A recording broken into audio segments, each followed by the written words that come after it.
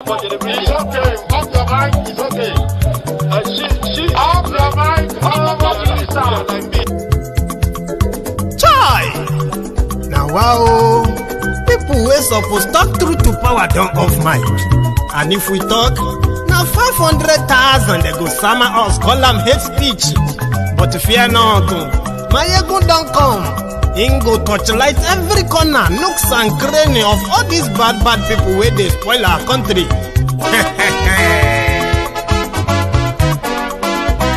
So my people make we laugh, oh, yo, yo. Maiyegun don't come, oh, yo, yo. My people make we shout, oh, yo, yo. Maiyegun don't come, oh, yo, yo. Maiyegun don't come, man of the masses, oh, yo, yo. Maiyegun don't come, oh, yo, yo. Maiyegun diary Politico, yo, yo. Maiyegun don't come, oh, yo, yo. This one not the off in mind, oh, yo, yo. Maiyegun don't come, oh, yo, yo. And in the touchlight every corner, oh, yo, yo. Maiyegun don't come, oh, yo, yo. Okay, some people be they holla say they want the power. Chai, them be promise us say we go get light and power. Nah. Them hustle sote they can't get the power.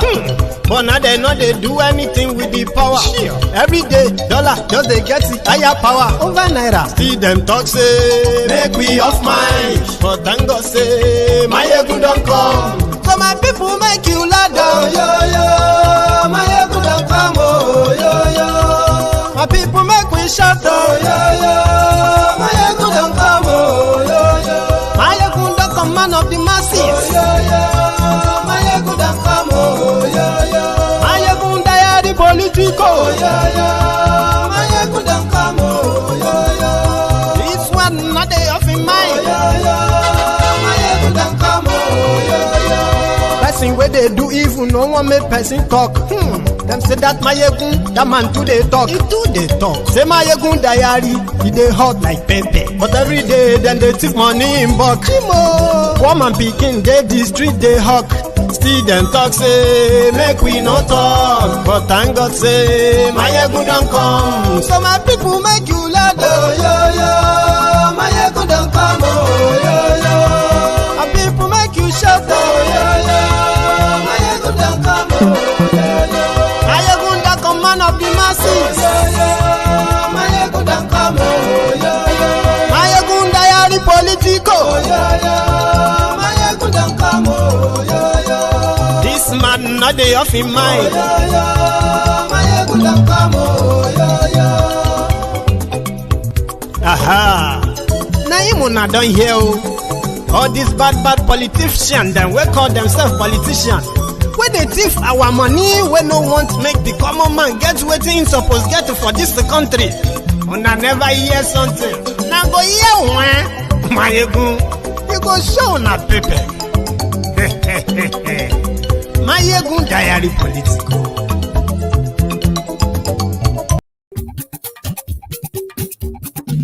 Maiyegun la wa mo do. Maiyegun diary. Good afternoon to you. Maiyegun la wa mo do. Good evening to you.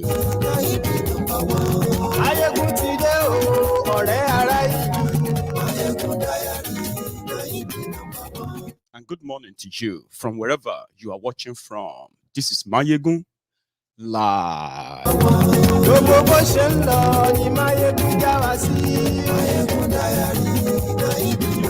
The caption of the broadcast, read the description as well, and then you can make your own contribution. Accordingly, take your time, share the broadcast.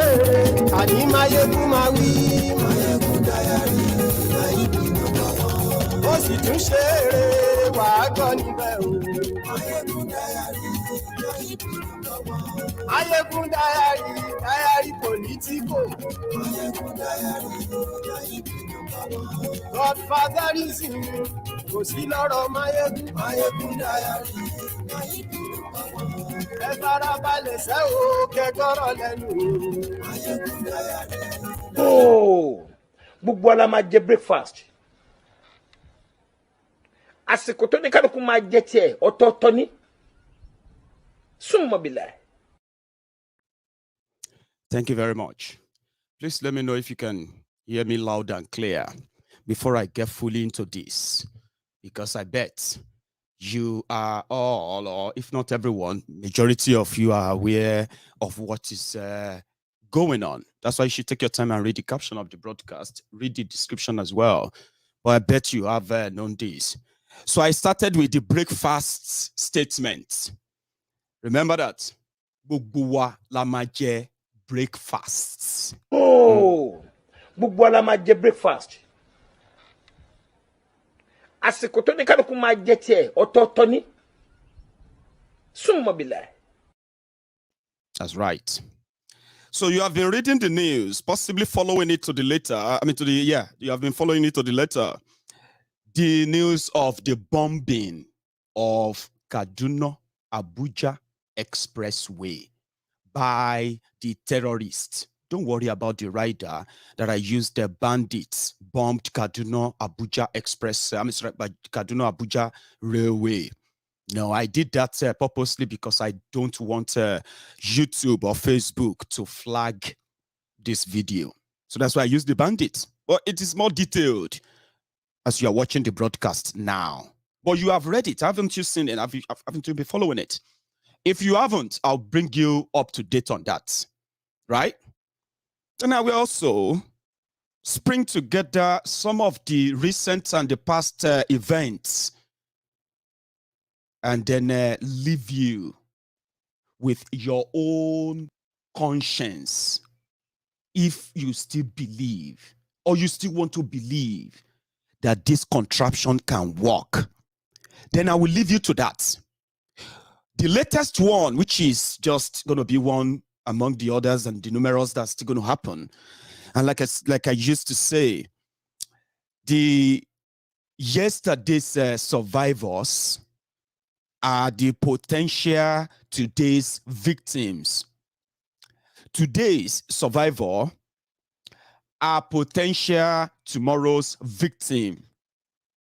Since tomorrow will turn to today, and on like that, it is obvious, even if they are not admitting it, it is obvious that an average Nigerian in Nigeria is just living by the day. An average Nigerian in Nigeria is just a disaster to happen, waiting to happen. An average Nigerian in Nigeria live by the day. And why? It is because of the state of insecurity in Nigeria that is backed, powered, and in fact weaponized by the rogues who are in charge of Nigeria. How? Through their doings and their undoings, through their public fraternization, and then the corridor of there's something they call a small corridor they opened for terrorists when they repent. So covertly, overtly, whatever it is, we know that the insecurity escalated when these jihadists decided to take over power. So here we are, the reality. And if you have been living in denial, and listen to this, if you pay attention very well, you will realize that, yes, the criminal elite who don't identify as a northerner or southerner, Yoruba, Igbo or Hausa, Christian, Muslim or atheist, they are united in their evil and policy that brought this calamity, this disastrous bloodbath upon Nigeria and the Nigeria people. They don't identify as all those. And if you pay attention very well, if you have been paying attention very well, you will realize that the victims of all of this bloodbath, they have not been limited to just any singular ethnic or tribe in Nigeria. If you have been paying a very good attention, it all started in the northern Nigeria, Islamization of Nigeria, Boko Haram Caliphate agenda. Then we didn't know that those who were actually sponsoring and funding the terrorism are the same people you called honorable men and women in your polity, including those who are in the religious circle. But it was meant to be in the north. But when it was limited to the north, it was claiming its victim, and it wasn't even identifying whether you are a Christian or a Muslim only, whether you are a a northerner or a non-northerner. Wherever you are caught up, you are a victim of what Nigeria has become, which means the victims of all of these killings are not limited to a singular tribe. Of course, so many people, some are speaking out or speaking louder than the others. For example, the obvious one, which is not even like just the Fulani terrorists only. We are talking about the ones that is Fulani terrorist powered governments killing the Igbos, in committing ethnic cleansing right before your noses, right before your eyes, and you couldn't differentiate that between what the Nigerian military are doing in eastern Nigeria, what the politicians in eastern Nigeria, what they are doing to the people of eastern Nigeria. You couldn't, in a way, connect them to what the terrorists are doing in northern Nigeria and to what the same terrorists are doing in western Nigeria, the Yoruba land. Now, this is where, if you pay attention and you get to know that the victims, who can be anyone, anywhere, anytime, a disaster waiting to happen, right? That common thing alone should tell you that if people who are the victims, if they realize that they are the victims for real, right, and they are united, even in their victimhood, right, and push back and fight back, they are likely going to break the chain and the stronghold of those who are giving the energy to these criminals who continue to do these killings right before your eyes. It is pure terrorism, pure terrorism. But they have their base, they have their backing, and right before your face, right before your eyes, right, they are walking free. They are walking away to even commit even more crime. Now let's break it down. The crimes that this government of APC, Egbekegbe, brought upon Nigeria since 2015 is called total jihad. Those who they armed, the armed terrorists they told to invade the border with the porous open borders in northern Nigeria.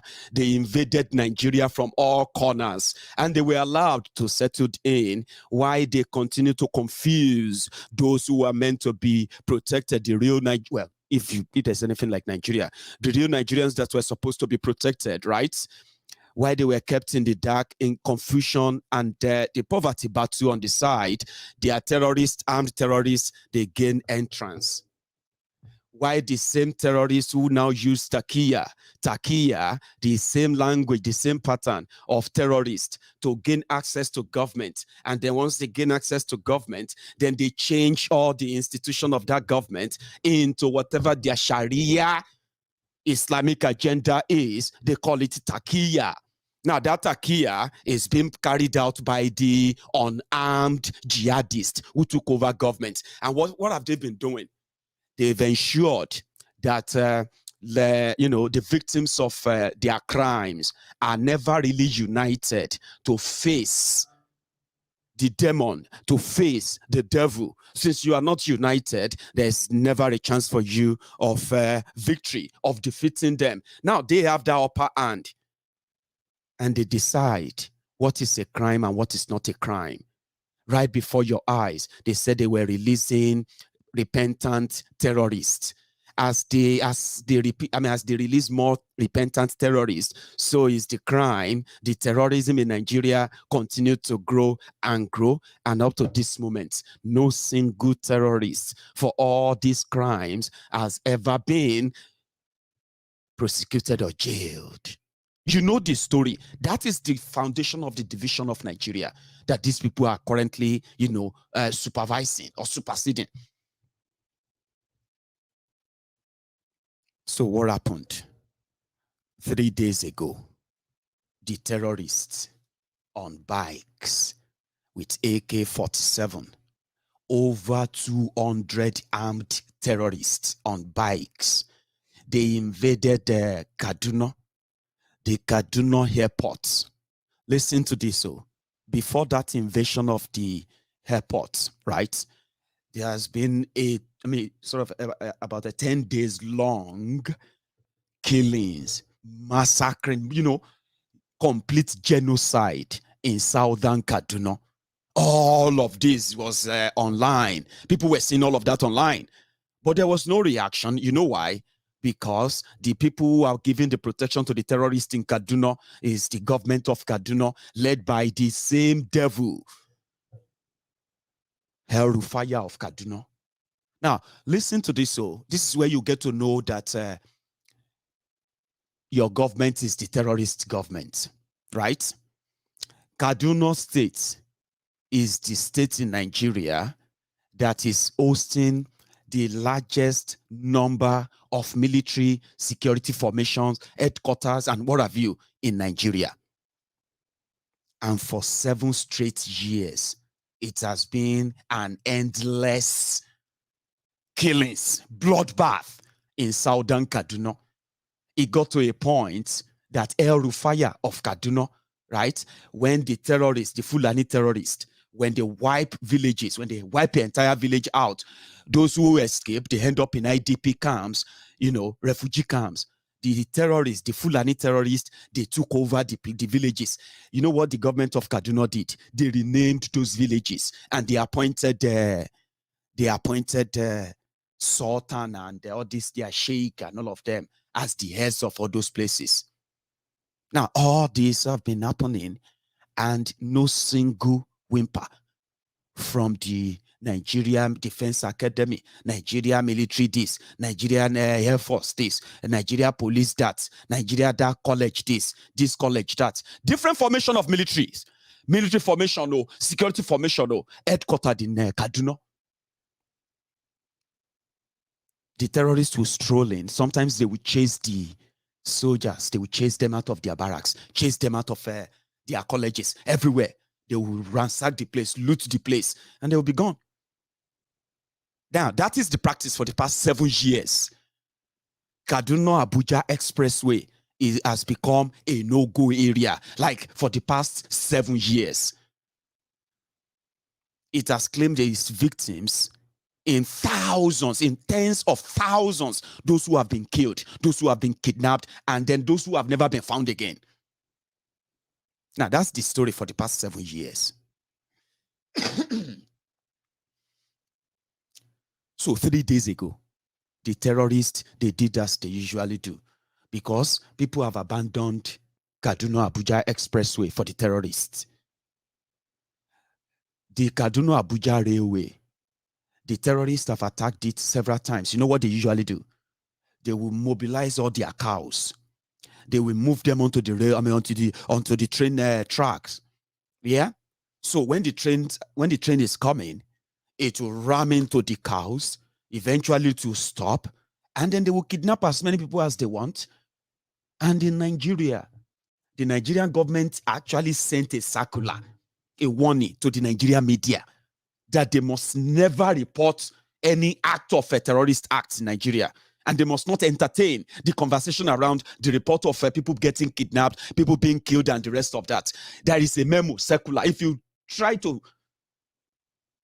you report it as a media house in Nigeria, you get sanctioned. You can even get jailed. This is how much they try to bury the whole thing in order to manage the people's reaction. And it's a long thing, I'll get to that part. People have started abandoning the railway too. So what?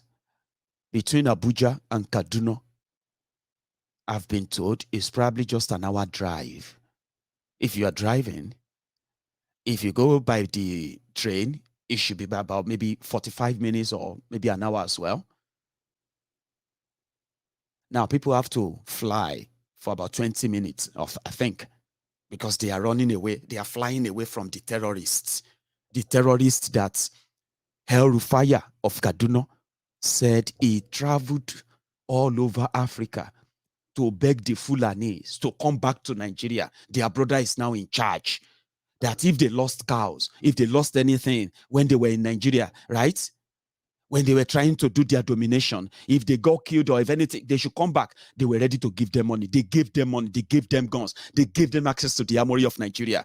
And they left your military, your what have you, completely weakened. And it is deliberate. So the terrorists now went to the airport to stop flights. They killed 2 people at that airport. Do you see any reaction? Because they managed to bury it. But you can manage to bury some certain events if you quickly have people's camera, phones, and everything confiscated. But how do you bury the story of over 1,000 passengers on train hijacked by terrorists who bombed the track to derail the train, and they went straight into the first-class coach of the train, and they started picking people? Those who refused, who fought them, they shot them there. Do you know that people don't even have a clue of how many people killed in that Kaduna Abuja attack, rail line attack? They don't know yet, but I'm going to take you. I'm going to carry all of you trabaye on the whole thing.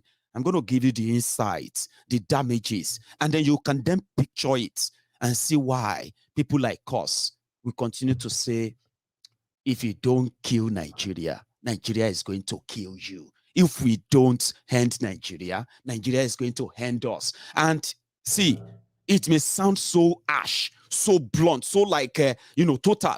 Yes, it is. Everything else have been tried. They never work. They will never work because Nigeria is not put together to work for anybody. If you know that, you will stop the bleeding, that blood of those who could get killed or who are going to be killed. It could be any of your relatives. You may be celebrating happy birthday this morning. This evening, they may be sending you, sorry for your loss. And we all pray never to hear that, Abi. But it happens, and it's going to continue to happen. So, when they did that in Kaduna, no arrest, no fight back, no nothing. Do you understand that? You see, these terrorists, the way they operate, even the Nigeria military, they have seen them firsthand, and they have realized that Nigeria is finished. These guys, they can start war. The Taliban like war. They can start it in Nigeria, and they will be capturing city by city, state by state, until they capture everywhere. That's how much the capacity they have. All those lies they are telling you, Nigerian military can do this and that, they are all lies that you will soon explode on everyone's faces. When they come into town, when the terrorists enter, they are not coming like 50, 60 people, 100. They come like 300, 400. They may have up to 250 bikes. Do you get that? And just 2-3 Hilux buses or Hilux trucks. So you see, when they enter your area, this is not like armed robber group of 20, 30 people. We are talking about army. That is why they can easily overrun military bases and the rest of them. And it is like a practice there. There's a video. Let me give you an example of what it looks like. This video is not from Kaduna. I know so many people have seen this video, and they have promoted this video as the Kaduna invasion, the Kaduna Airport invasion. No, this is not. This is a video from the campaign, the APC, Egbekebe's campaign in Sokoto in 2019. But I just want to use it as a context of what I'm telling you, what their invasion looks like on the bike. And what can it look like if they invade a tarmac of airports, right? Check this video out, just for context. Yeah.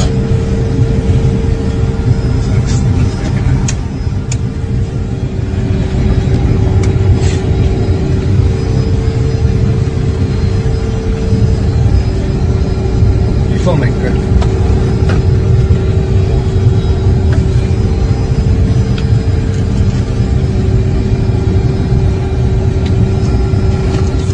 Sokoto from the Congress. Do you understand that now? Some of you have seen the video out there, and they actually presented them as the video of the invasion of the airport, but it's not. It was these Buharidins, the Buhari idiots, the Barbarians, in their usual way, when Bukwari was touching down or something like that in Sokoto or something. So they were there, they invaded the tarmac and everybody, and that was what happened there. But just imagine that. Close your eyes. That video I just shown you just now. Just close your eyes for a second and imagine 400 Okadas with AK-47 guns. And you are right there in a plane. What are you going to do? That is exactly how they operate. Do you understand? They come from everywhere. Now, see, as they are coming from everywhere, imagine if they were shooting. Just imagine the scene. That is exactly the terrorists that Nigeria is pardoning. That's the context of the terrorists that APC, Egbekegbe, for 7 years protected, provided money for, and they said they are rehabilitating them. That is the context of the terrorists who bombed the train track along Abuja Kaduna expressway.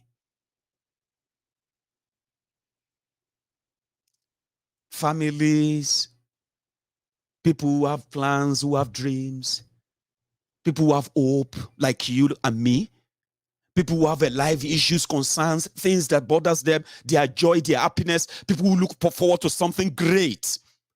Everyone going home. God knows where home was for them. Nearly 1,000 people. Then boom, boom, boom, boom, like magic. It was like a war zone. People started there, screaming for help. Those who could call, those who could send messages, and on that train trip, there were Hausas there, there were Fulanis there, there were Yorubas there, there were Igbos there, there were anything from everywhere. People of normal life. Buhari idiots, Barbarians, the non-Nigerians, the Biafrans, the everybody. Humans who have no so much say in why their government is rehabilitating terrorists rather than prosecute them. They got caught up, and that could be anybody. Just like the lady that got killed. So many people have been confirmed killed, though. But you see, Chinelo, Megafu, Dr. Chinelo, Megafu. Let me see if I still have a picture here. Just for context as well. Let me see. Okay, I don't. What I'm going to do is that I'm going to take you all to the scene a little bit. Then I'm going to take you into what happened after, in order for you to know that Nigeria is broken. Nigerians are broken. A lot of things have been damaged inside Nigerians. And they are either too proud or too ashamed to admit, before they can easily say, enough, we shouldn't be like this. We shouldn't become silly people without conscience. But again, every tragedy in Nigeria, when it exposes the fraud called One Nigeria, it also exposes the hypocrisy and the damages, psychological damages that Nigeria has done in so many Nigerians. It is a basket case of sadness. Anyone could be the victim. Let me give you an example, right? When the news broke, they are attacking us. They are attacking us, airports. The first one that caught the attention of the people was the message of Chinelo. Let me bring a picture on. It's going to help what I'm about to share with you. 1 second. What I'm going to do is I'm going to just share my screen with you. So when the news broke and people were like, they are being attacked, please help us. Nobody was going to help them. They were on their own. However, the terrorists knew what they came for. They came to kidnap as many people as possible. And they would do it successfully without any hindrance, right? One of those who screamed for help was Chinelo, Dr. Chinelo Megafu. I have been shot. Please pray for me. And the first set of people to respond, Liejiriyans. They didn't pray for her. They attacked her.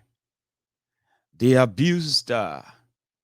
Some even asked, "Are you dead now?" Yes. The vile, the cold-heartedness of your leaders, the criminal, heartless, aimless people that call themselves your leaders, they are just the reflections of the people they lead. First clip from inside the train is this one.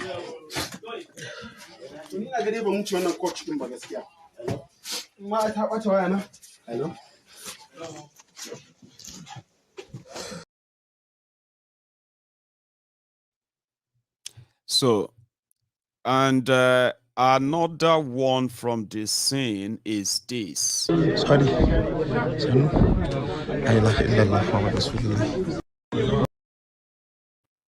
Right.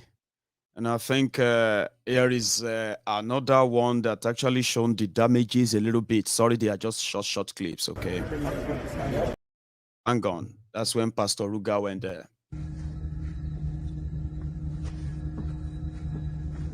Okay.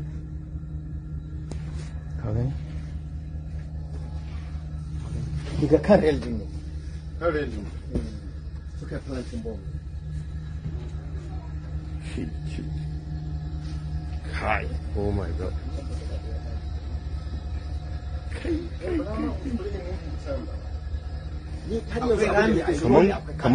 Kaman gobara fa irin da aka ji. Ka. Amma an duba nan ba mutum. Okay. Ga kai a gaba kan ne daga inji sai kai. Akwai generator. Then head. Kai, sun riga sun ɓata wannan gaba ɗaya. This coach is gone. Haba. Na eco repairing. So that's the inside. All right. So if you check your screen, I decided to go on Twitter. That is where the conversation is pretty much so active. She asked for help. She's not the only one. She said, please, I've been shot. Please pray for me. Right? They didn't pray for her. They thought she was chasing clouds. Right? They were like, oh, shut up your mouth, enemy of Nigeria. You are just, there are these characters on social media who are called the Buhari idiots, the Lagos Abobakus. The Yoruba version of them, they are called the Southwest BMC, Buhari Media Team, BMT or BMC. Their own is to always water down the truth. especially if that is going to expose the fraudulent association they joined in the name of Yoruba people. So they went for her. She was shot right there in her chest, right? She, according to the report, she worked in Kaduna, okay? She was traveling to Abuja, and the terrorists bombed the train, the track, and they started shooting and shooting. One of the bullets hit her. And before she died, she was able to tweet and say, I have been shot, please pray for me. You know? And as Nigerians, the hypocrites or hypocritical Nigerians, thank God for those, not every one of them, because people have been really, really speaking up, right? They didn't pray for her. Itifnumbu, Lagos Abobakus, the ass lickers, the crumb eaters, the crumb chasers, what did they do? They went for her straight up, right? And then in one of their response, look at this, your screen. Chinelo, who just recently resigned as a medical doctor and was billed to leave Nigeria this Friday, just about 4 days away or 3 days away. She was meant to leave Nigeria and pursue a career outside Nigeria, but she won't be able to do that. So in a time of need, possibly among those who, you know, never believed that Nigeria could happen to them, which is always the warning. Nigeria will happen to you. Nigeria will happen to anyone as long as Nigeria continues to exist.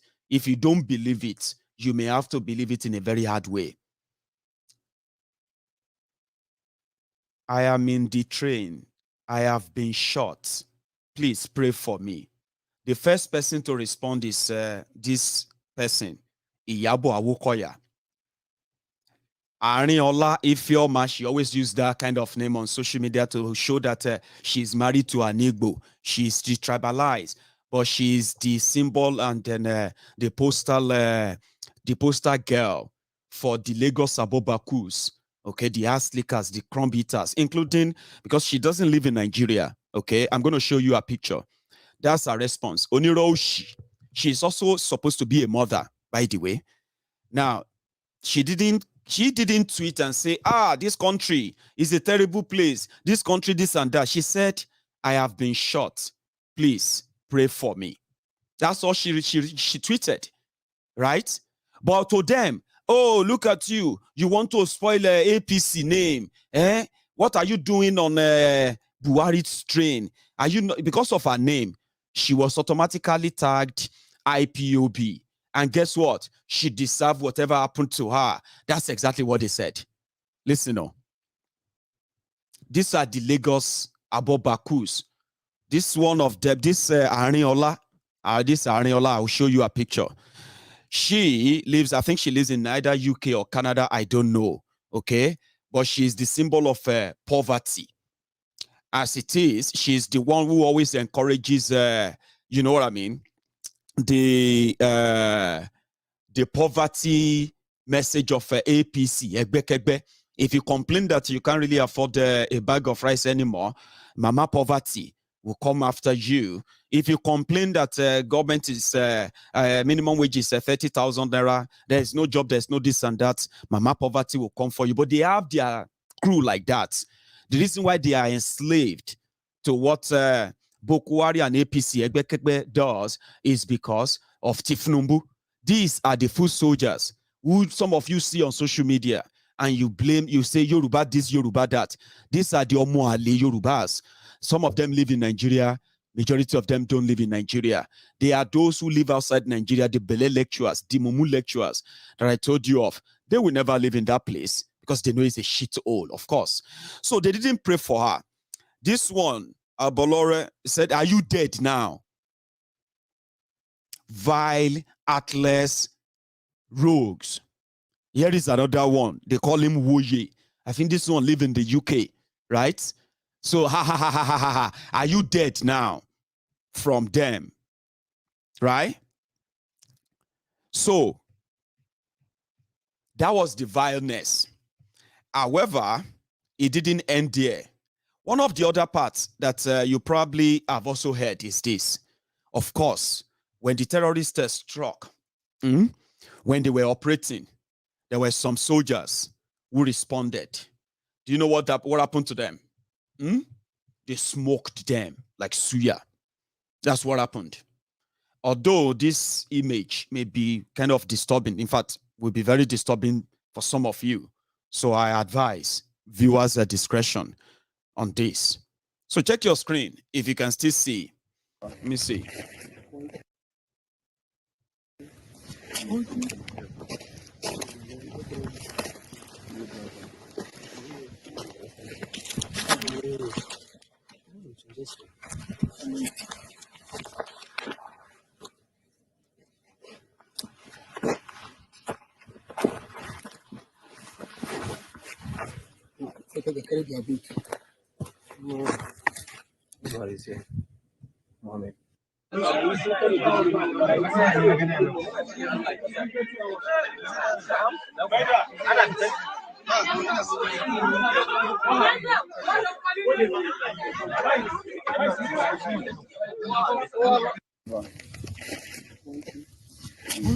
Like I said, it's quite disturbing. So I am going to take it off now. Okay. So give me a sec.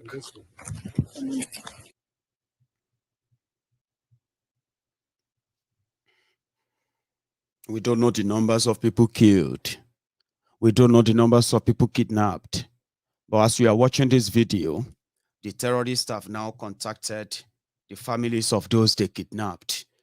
Among those they have told us killed, some of them are government workers who were traveling on official assignments. And Nigeria happened to them. And it can happen to anybody, just at any time. You just need to pay attention to what we have been telling you. Nigeria is designed to kill us. There is no genuine effort to punish terrorists in Nigeria.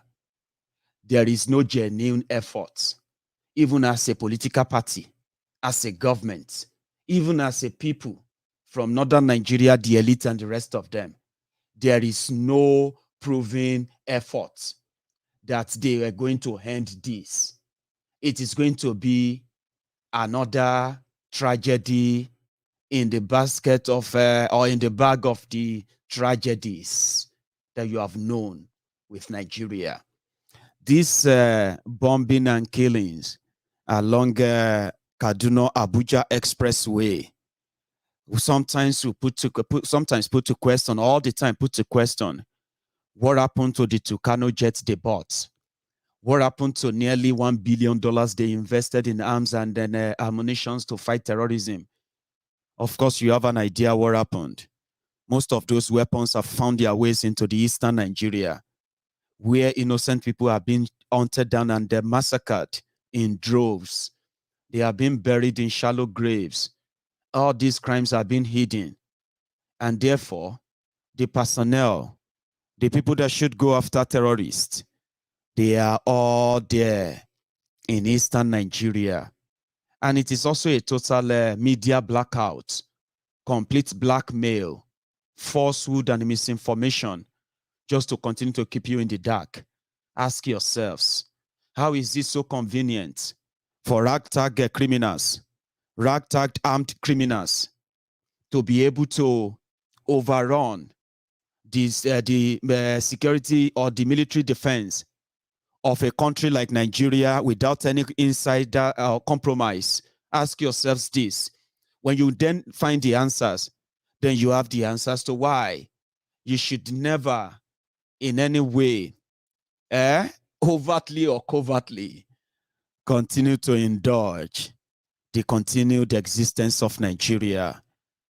Nigeria is not one. Nigeria is not united. There are no heroes past that is in any way worked for any great country called Nigeria. Nigeria is not great. Don't let anybody lie to you. What you are doing is that you are contributing blood, which is actually the energy, the lifeline of the existence of Nigeria. Now, look at it this way. If you can see the context of what Nigeria has become, if you can see those behind it, if you can see through the charade, the lies, the veil of deceit, then you have possibly managed, or should I say, you would have possibly managed, right, to defeat the social conditioning, which is it is the workbook of the rogues who make this last this long. Nigeria is not great because some people sacrificed anything. The blood of people sacrificed for Nigeria every day. These are not blood sacrificed willingly. People go to war to defend their own country. People go to war to defend their own land. In order for their women and children to be safe, in order for their communities to be safe, in order for them to be able to what? Progress, prosper in the land of their own forebearers. You don't get killed by terrorists where you are completely powerless and armless, defenseless. Your government abandoned you, the people in government abandoned you. Rather than defend you, they turned it into a business. Then they snapped your life away from you, just like that, dead, gone. And they said, your death will not be in vain. Of course it is in vain. You didn't give up your life to defend. They won't even let you do that. They just want to take it away from you, unannounced. And that is unacceptable for those who will never wait and die. If you don't understand the concept of turn by turn, Nigeria Limited, in this case, it is the turn by turn of a death. And then you ask yourselves, if we have to keep this Nigeria the way it is, who is going to be next? Whose blood is going to then be taken, spilled, to atone for whatever sins they might have told you that we've committed? I have told you, I am not in the world of those they have conditioned, psychologically conditioned, to believe that the reason why this is happening is because of our sins. I've told you to distance yourself from religion. Whenever religion decided to influence how you should see the truth, excuse me,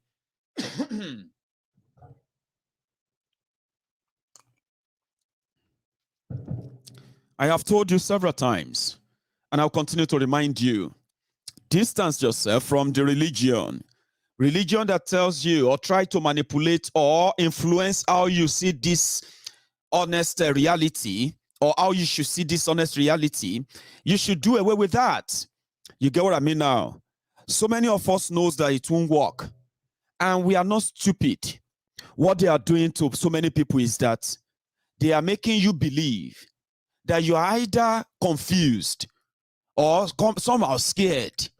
All of these are not happening, or they may never get to you, or in fact, it's just going to happen. It's going to be a phase, and before you know it, it's going to be gone.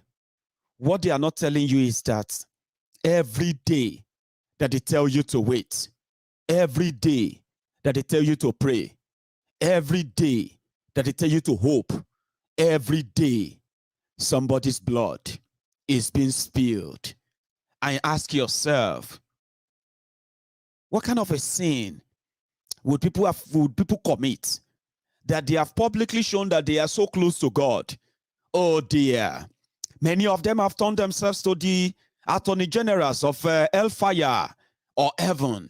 So many of them have turned themselves to the advisors, special advisors to Baba God, on who and who goes to hell or heaven.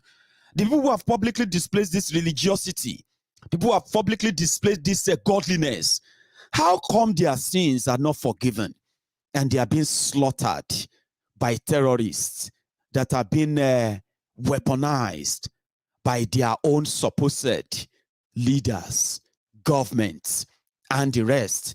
So distance yourself from the religion.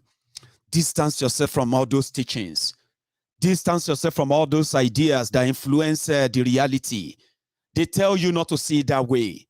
They tell you to pray because God, there's some powerful being, there's some powerful this and that, powerful forces who are making this happen. Don't believe in that bullshit. That is what religion does to you. It tells you, but there is one powerful God who, after you have been so honest and so faithful to him, he still allowed those powerful evil to allow the terrorists to spill your blood, to allow the terrorists in government to conjure and to conspire to kill you, to allow the terrorists in government to continue to commit genocide. So that is what religion does to you. It confuses you. It complicates things for you. Distance yourself from it, because you see what we are dealing with is a situation of life and death. When they tell you to pray, when they tell you to wait, when they tell you to hope, what they are not telling you is that you are just a waiting sacrificial lamb. Just ask yourselves, who is next? When is my turn? If I am going to be the survivor of today, am I going to be the victim of tomorrow?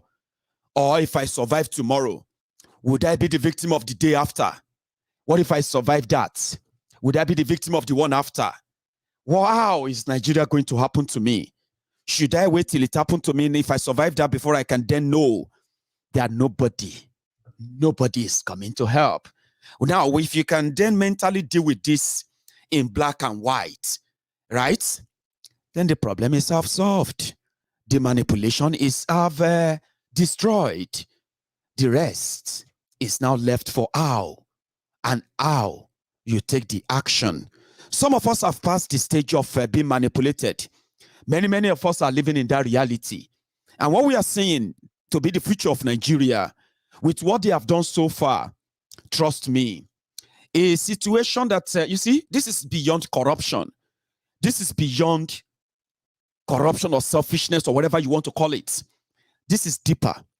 It is deeper because it has the corrupt, cold-blooded criminals who have now infiltrated all the supposed neutral institutions who were supposed to serve the interest of everyone who is still forced to be part of that contraption called Nigeria. Are you with me? So, I'm going to pick that. So many of us are already living in that reality. Are you with me? Which means we can no longer be dragged into saying, oh, maybe it is not what we have, or maybe it's not what we have seen, or we are seeing. But trust me, in this case, or in this regard, for those of us who have come to this reality, we would rather save you, put it this way, we would rather try and save you the agony of waiting to die while you are hoping on something that is deliberately put together to kill you. Think about that. The terrorists have their clear way. The institutions that were supposed to protect all of this or prevent all of this have been infiltrated. The judiciary is compromised. The police is compromised. The military is compromised. The DSS is compromised. The Air Force is compromised. The presidency is compromised. The political parties are compromised. The religious circle they are compromised as well. Where do you turn to? You turn to the people's courts. Which rules do you resort to? You resort to your own rules. You don't listen to their rules anymore, because it was listening to their rules that led us to this stage, to this state. And if you choose hope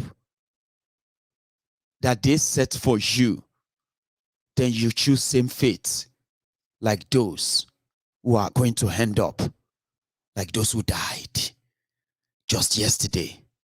Many others have been killed today already. You just haven't read the report yet. Okay? And it is just a matter of who is next. When is next? Chinelo had dreams. She probably also talked about all the problems and all that. But it wasn't just that Nigeria failed her. As much as some people were mocking her earlier, like I told you, for you to know the damages that Nigeria has done to an average Nigerian in that country, I saw my own Biafran brothers and sisters there too. When it was finally reported that Dr. Chinelo is dead from an injury, and many people were hitting these Lagos Abobakus alive, and some of my Biafran brothers on social media, they also wanted to turn it into ethnic war. Yorubas versus Igbos, Yorubas versus this and that. Under that same Chinelo's tweet, where she only asked for, pray for me. She didn't even condemn Nigeria. She didn't condemn the government. She didn't do it. She just said, pray for me. I have been shot. I saw there my Igbo brothers and sisters too. And they were asking her, oh, are you not dead yet? What are you doing in Kaduna? Why are you not working in Biafra land? What have you done? Why didn't you support Mazi Nnamdi Kanu? People were like, how can you be so insensitive? And I said, if you pay attention very well, the damages that Nigeria has done to majority of these people, majority of them, it will take genuine, healed psychologists to diagnose the level of damages done to us as a people. Biafrans under Chinelo, when they found out that she's working in Kaduna, she's a doctor, she's this and that. Insensitive idiots. They went under there. And what did they say? What are you doing in Kaduna? That's how they will kill all of you. All of you will not believe in Biafra. You are there. You are all of this. Why? Have you not been reading the news? You are supposed to go back to the east. You are supposed to. How can you be so insensitive? Is that actually the right time? Then rather than for me to get angry for real, I just felt like, oh, more. It is the damages done to so many people. Many of them, they don't even admit it.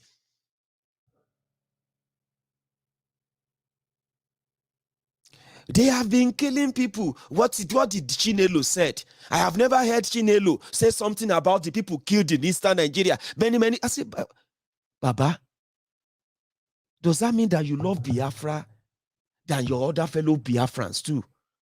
How can you be so insensitive?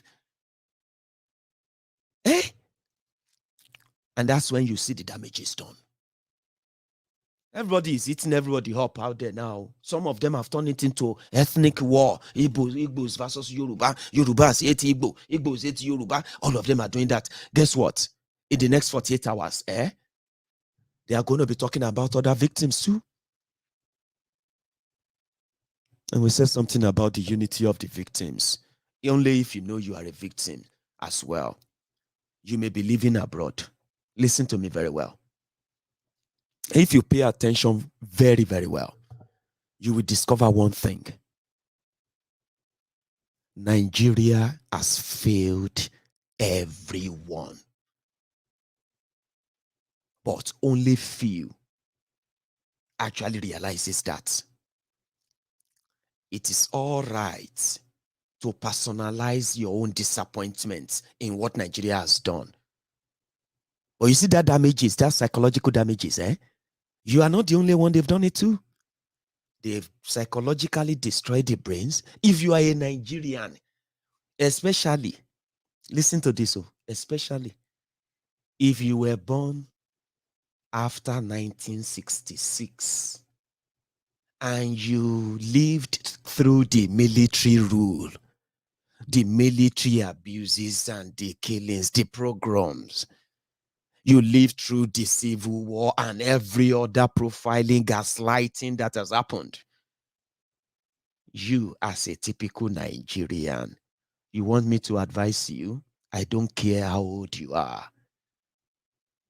You should go for a therapy.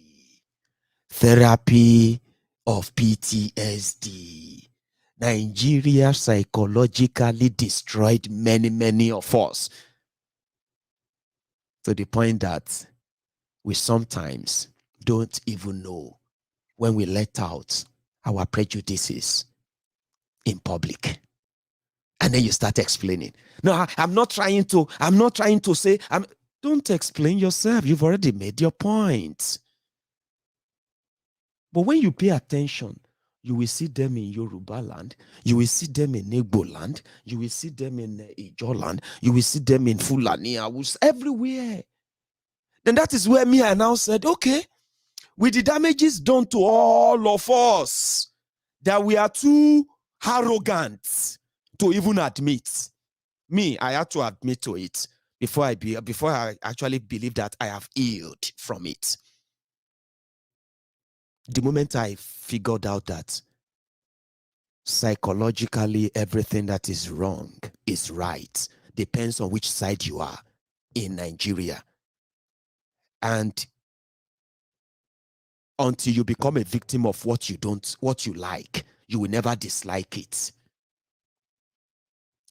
And then I figured out that everyone is actually the victim of the system.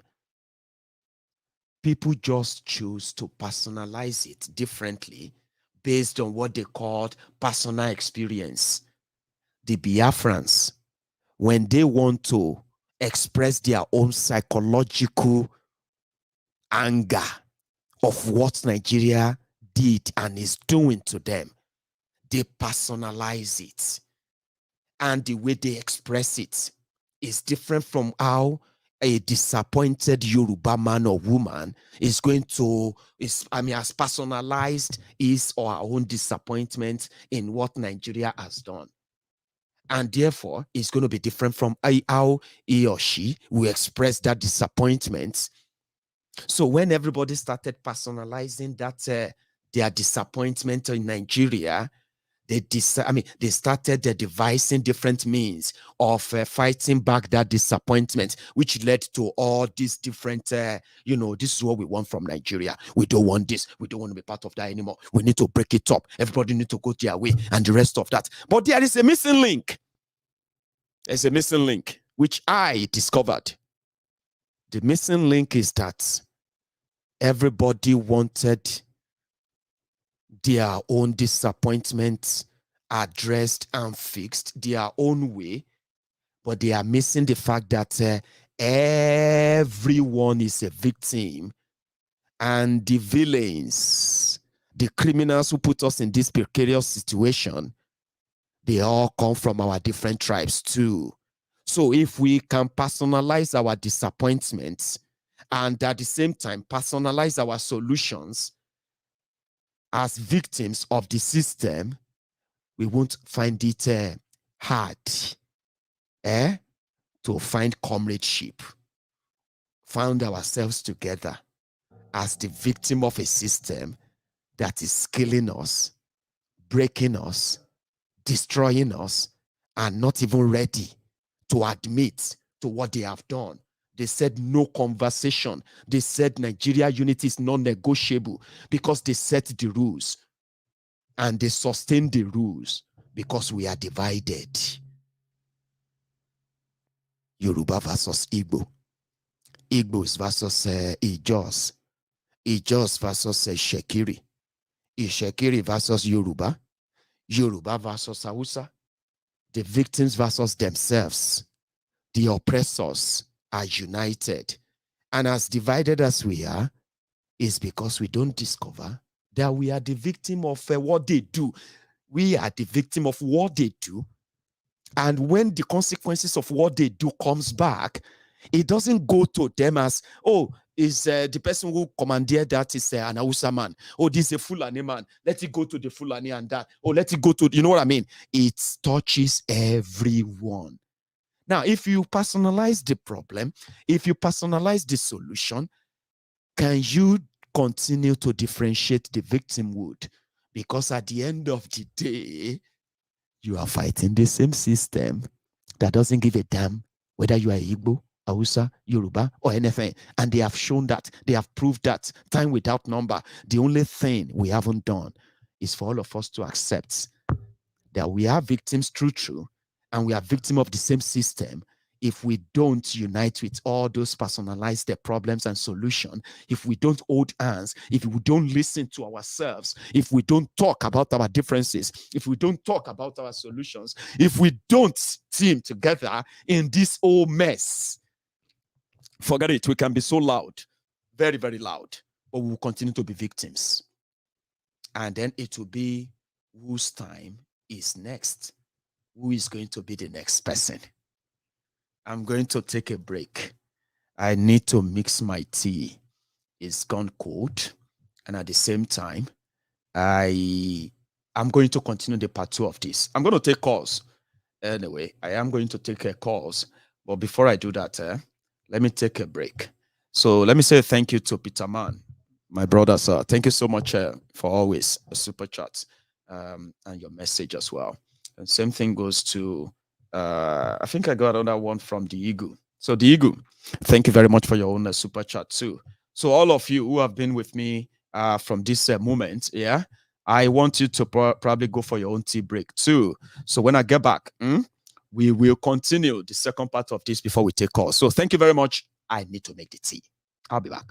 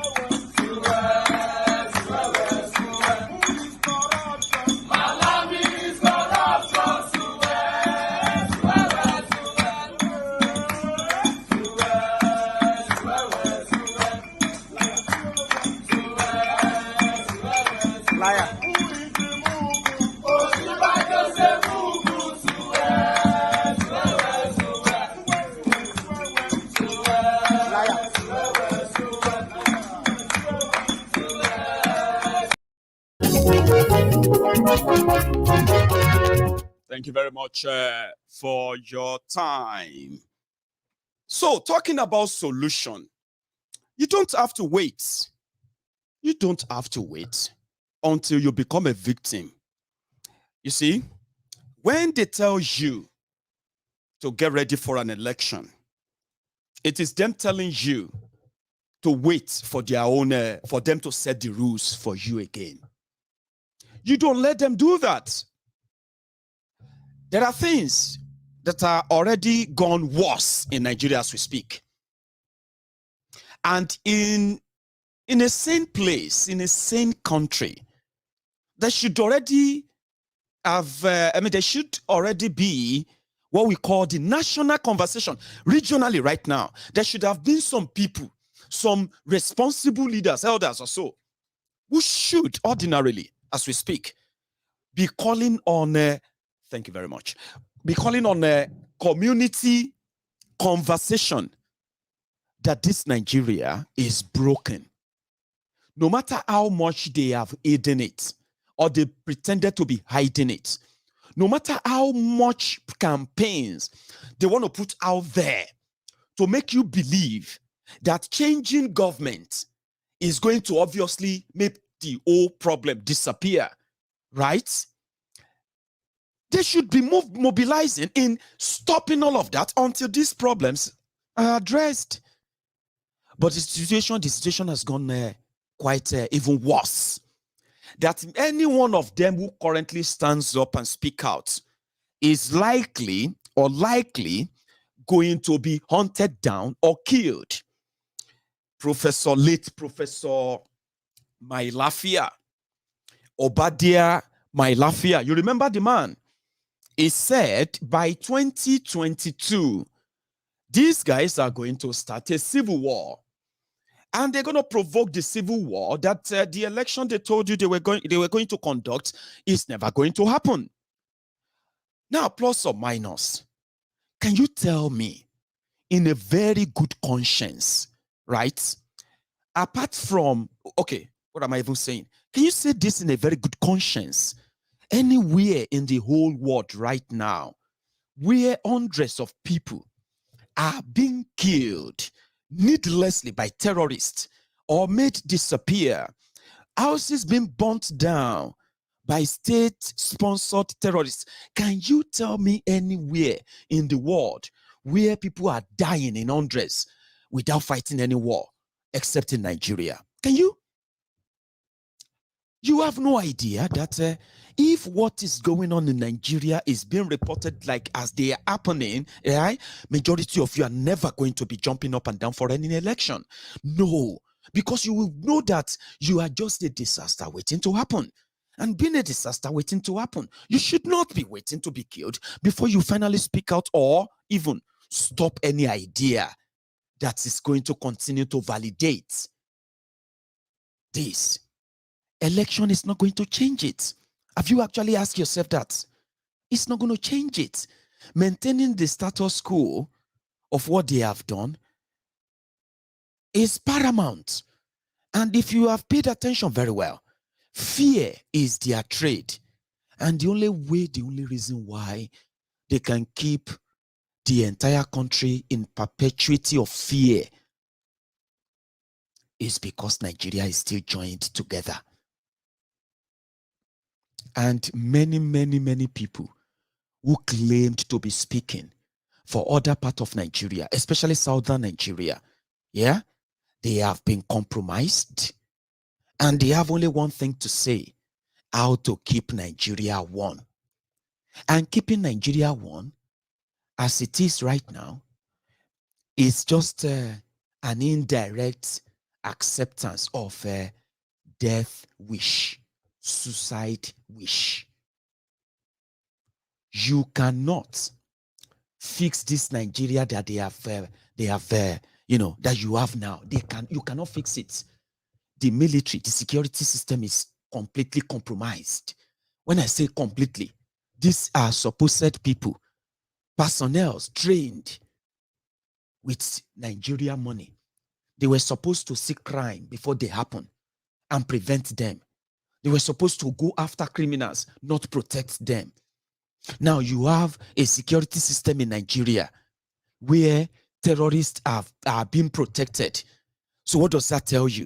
It simply means that the rank and file of those who are supposed to know before you and I even know anything, they know and they keep those information. Rather than use those information to protect you, they use those information to protect the terrorists. Now, they have become so comfortable that they are no longer hiding it. Operation Safe Corridor, no law give them that right, but they are obeying it anyway. Terrorists in their thousands are being released. No name, no probe, no nothing. And they are being given money. Terrorism is not going down. It is spreading. The reason why we have managed somehow to ward them off so far, especially in southern Nigeria, is because in eastern Nigeria, you have the Eastern Security Network. The ones that the same Eastern Security Network, that they are working tirelessly. They are working day and night to demonize, to criminalize, to blackmail, and continue to convince you that they are those behind the insecurity in Eastern Nigeria. But yet, they are making it hard for you, right? Or they are having it so hard to answer some certain questions which actually exposed the whole criminality going on in Eastern Nigeria, the whole collaboration of the political class, how the insecurity in Eastern Nigeria escalated, how they have managed to use their media and use their own government tools and then so many other things, force and all that, to make you believe that definitely the people who came together, who volunteered to go after the Fulani terrorists, who are wreaking havoc, who are gaining and advancing into the core art of Igbo land, the Biafra land, the people, the young and the old who volunteered, they were just the vigilantes. Listen to me.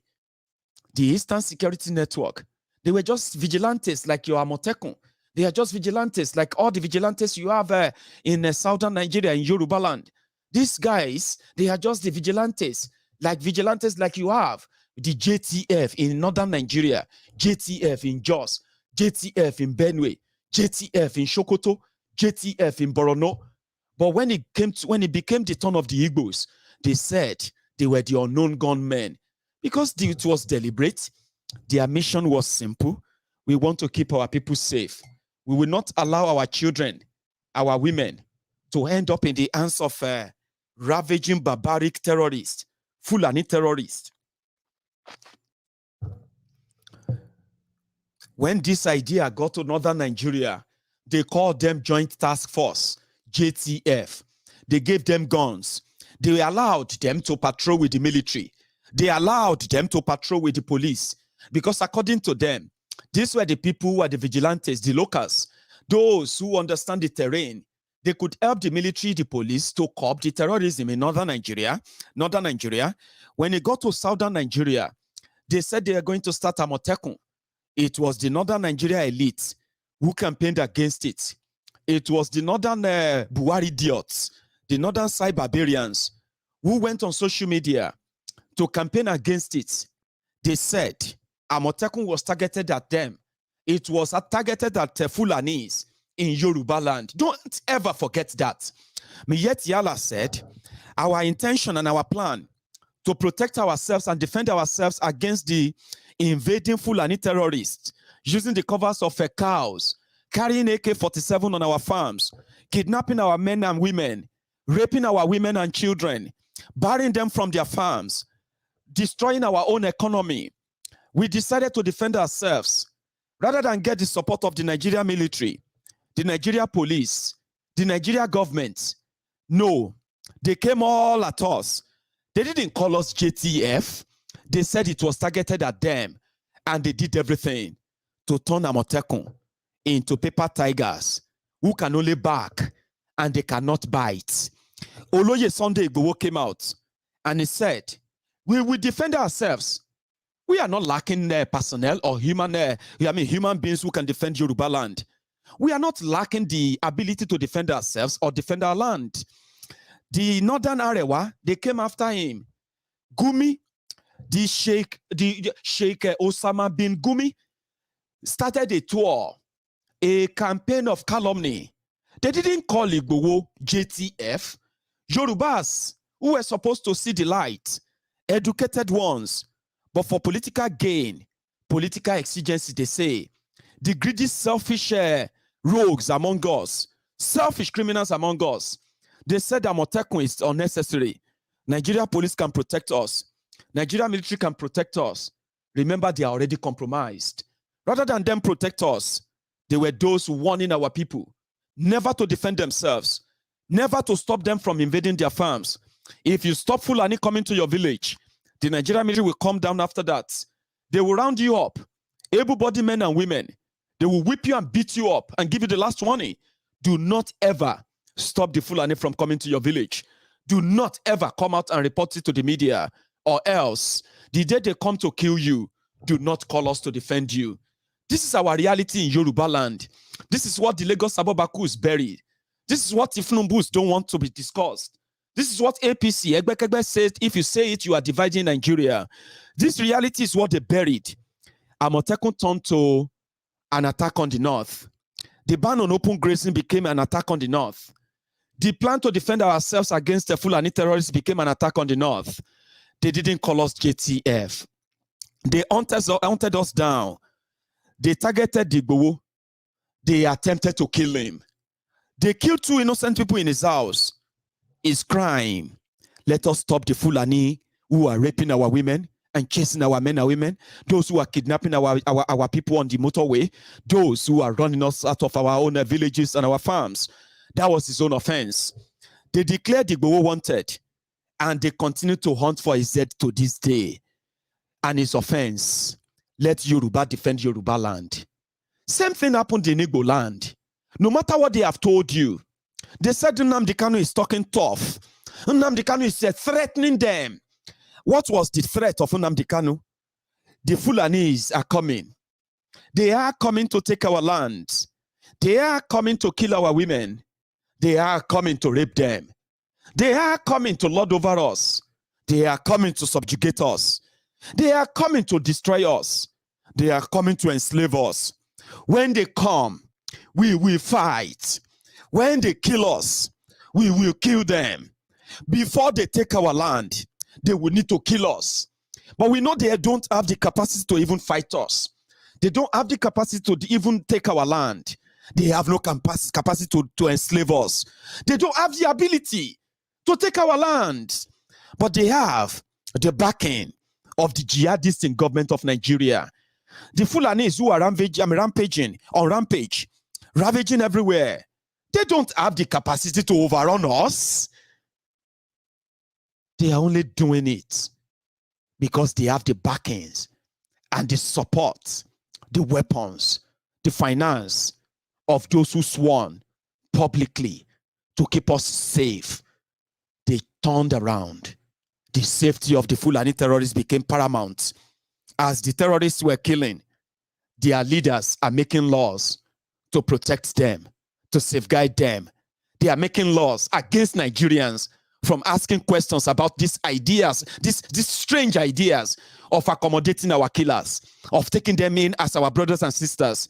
They have been forced to accept all these ideologies. It's not because they can do it without the support of this terrorist in government. Nnamdi Kanu said, come together, defend your land. If you don't, you have nowhere to go back to. You have nowhere to call home. When this dust settles, all of you will become history. If you don't believe me, just watch what is going on in the Middle Belt. Don't pretend you don't know, even if they are lying to you. Can you please smell the money coffee? Can you please read the room? Nigeria is not for you. Rather than for us to listen to him, right? We castigated him. We ganged up against him. Just like Chinelo, Dr. Chinelo, when he was crying for help and telling you, don't wait till you become a victim. They told us, our oppressors, our killers, the beneficiary of our traducers, the beneficiaries of our misfortune. They told us, Nnamdi Kanu is dangerous. Nnamdi Kanu is unhinged. Nnamdi Kanu is mad. Nnamdi Kanu is this. Nnamdi Kanu is that. Nnamdi Kanu is asking for war. They didn't say Nnamdi Kanu was calling our attention to our eventual doom. Nnamdi Kanu was calling our attention to the planned genocide that many of you in 1 million years will never believe could happen. And how many of you have now seen so many things that you never believed could happen in Nigeria happened right before your eyes. And you are asking yourselves, how did we get here? How did we get here? When did Nigeria turn to this? How did Nigeria become this? A man was screaming in the wilderness. They said he was a madman. They said he was calling for war. They said those who are believing in him should be killed. And indeed, you gave them the license to kill them. They killed them. They brag about killing them. They made them disappear. They kidnapped them. They denied them justice. You watched them do that to them. Some of you felt that they were doing it in order to protect you. Some of you even said it is the right thing to do because you don't want them to turn to another Boko Haram, while the real terrorists are getting covered. Real terrorists are getting pardoned. Real terrorists are making laws for you to accommodate terrorists in your domains. Nnamdi Kanu said, if you don't want your families to end up in this slave camp, if you don't want your children to be displayed as kidnapped children from their schools, right there in the heartland of Biafra land. You need to stand up and defend your people. I can't do it alone. I can't come here and defend you alone. Nobody will do it for you if you don't stand up and do this. And just like in northern Nigeria, people volunteer, didn't they? They did volunteer. They were supposed to be called vigilantes. They were supposed to be called JTF. They were supposed to be called, patriots who rose to defend the land when the real security men who should defend you have been overwhelmed by the terrorists that are being given cover by the government of Nigeria. Rather than for you to see them as your own JTF, rather than for them to receive support from the military, rather than for them to receive support from the Nigerian police, rather than for them to receive support from the political class, rather than for them to receive support from the religious class, rather than for them to receive support from the business class, they received angst, they received enmity, they received attack, they received death. And they turned them, they said they are unknown gunmen. How could people who out of frustration, call it, out of nothing else to do, out of all disappointment, out of all Nigeria did to them like they did to you, decided to defend themselves? How could you then believe that they are the enemies who are going to then be killing their own people and you are not paying attention? They didn't call them JTF. They did not call them this. They called them enemies in order to kill them. And the real enemies, the real murderers, the real killers, the bombers, the people who have the capacity to actually carry out a war, those who can stage a jihad and they can take cities, your politicians will run away.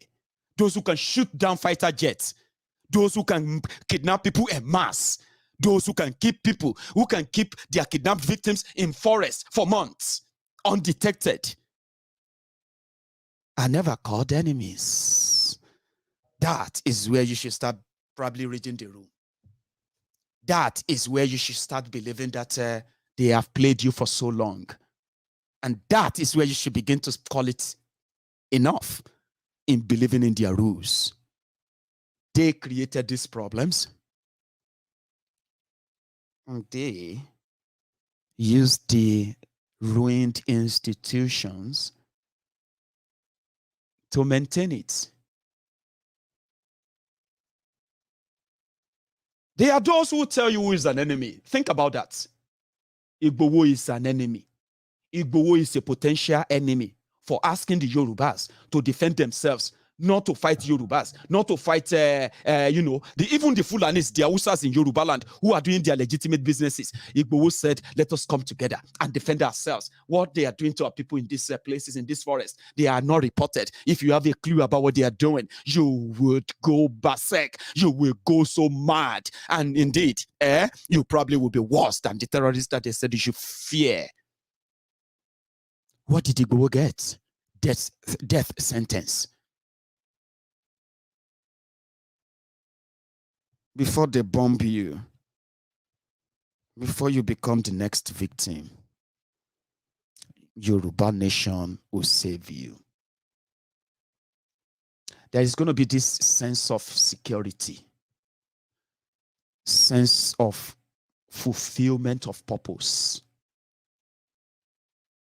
when you stop following the rules set by the criminals that are benefiting from this disaster before you become a victim. Just before you become a victim. There's a lot I won't talk. I don't want to take too much of your time. I've spent about 90 minutes. And I think I'll just leave the rest to myself right now and I'll let you say yours. I'll open my line. And the number is right there on your screen.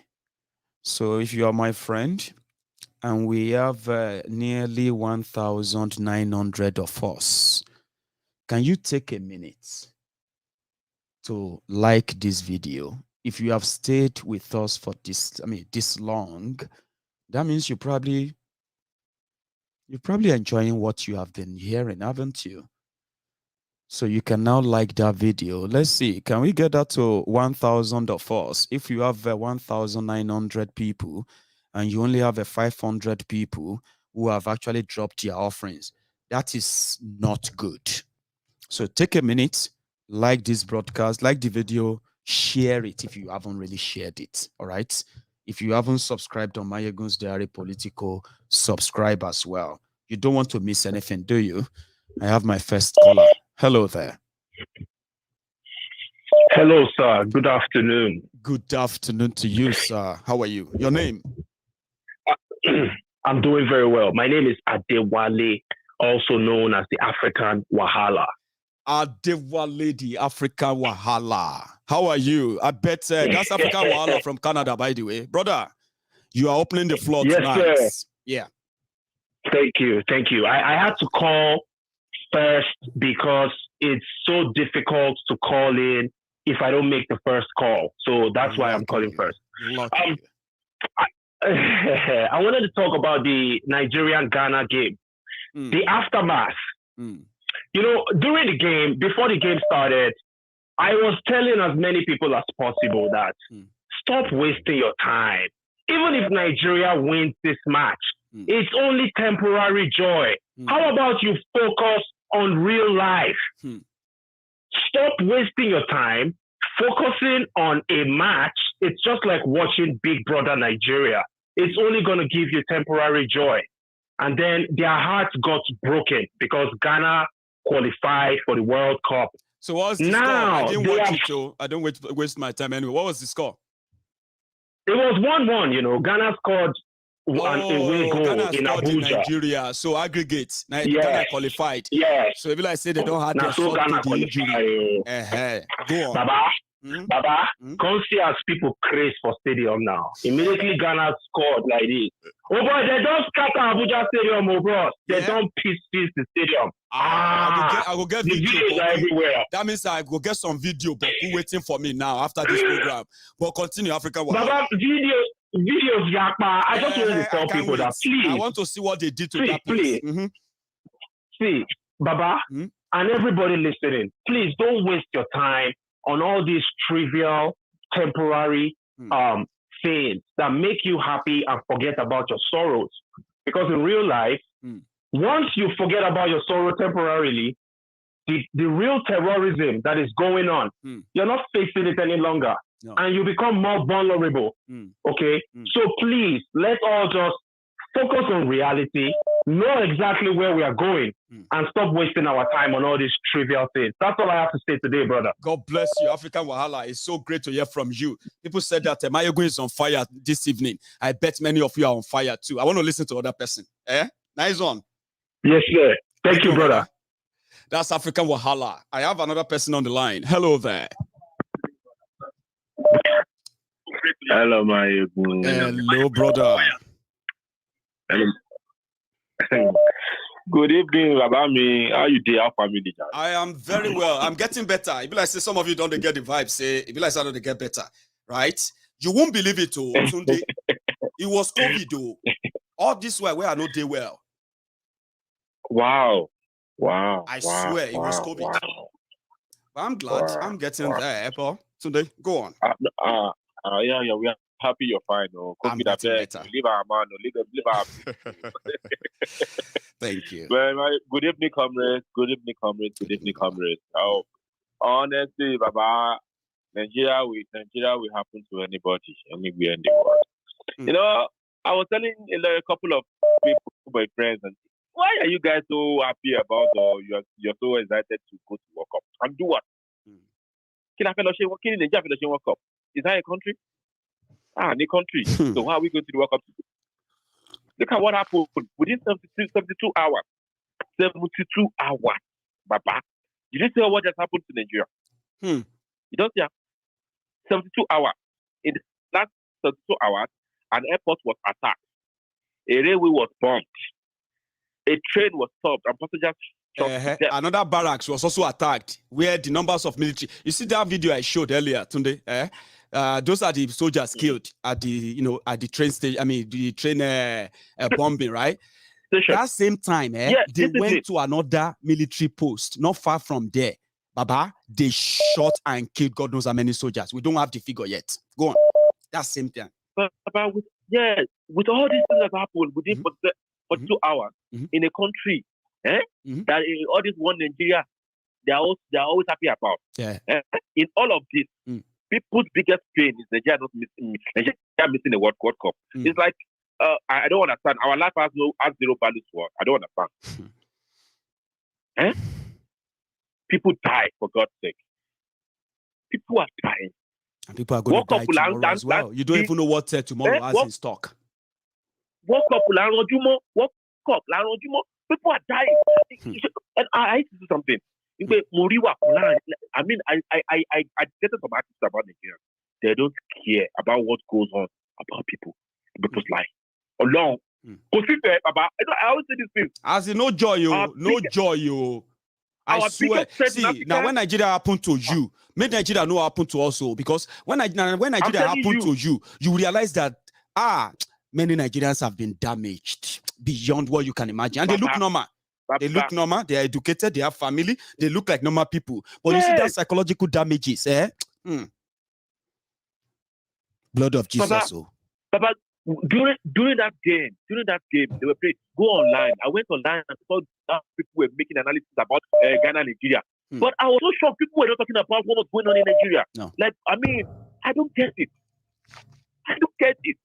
Sunday. I need zero value for my power. Dollar delay. I mean, good progress. And you know what happens? You know what back to most? You know all this rubbish we do in Africa. Yeah. Whenever we leave Africa, I'm about the Western world. I don't know why we are like normal people. Yes, we start behaving like normal people. But when we are in Africa, we behave like animals. I don't know complain like my behavior. I'm not going to kill my binu. Kill am binu woman. Kill am binu po. I won't wear no full angu. We behave like animals. People have been dying. Look at that lady. So Abraham, she has to write a speech about it on Instagram. And exactly what you're saying is what she said, what she wrote. Exactly what you preached about today.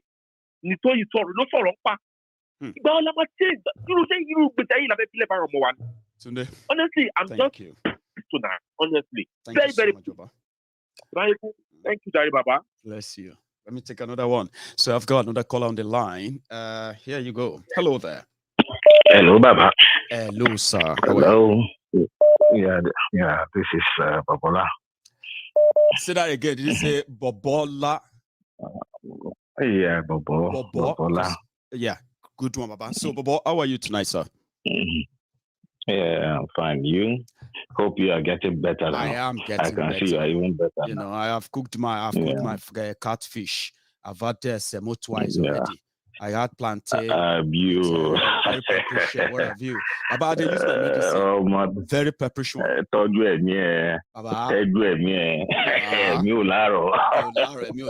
Duplicate. Now this one. Baba, you see, there is one thing that we are forgetting that we are not discussing about. And no, I don't think that anyone has ever discussed about it. Please tell us. Is when Nigeria joined the OIC. No one has ever raised an eyebrow on why Nigeria joined the OIC. So you want to tell me now that all their, what do you call it? Probably maybe their annual meetings or whatever they're doing on the what do you call it? Islamic this thing. What would they be discussing? Would they be discussing about the Christians or about other people? It would just be about them and their agenda, of course. That is it. But no one has ever raised an eyebrow since Babangida has made us to join OIC.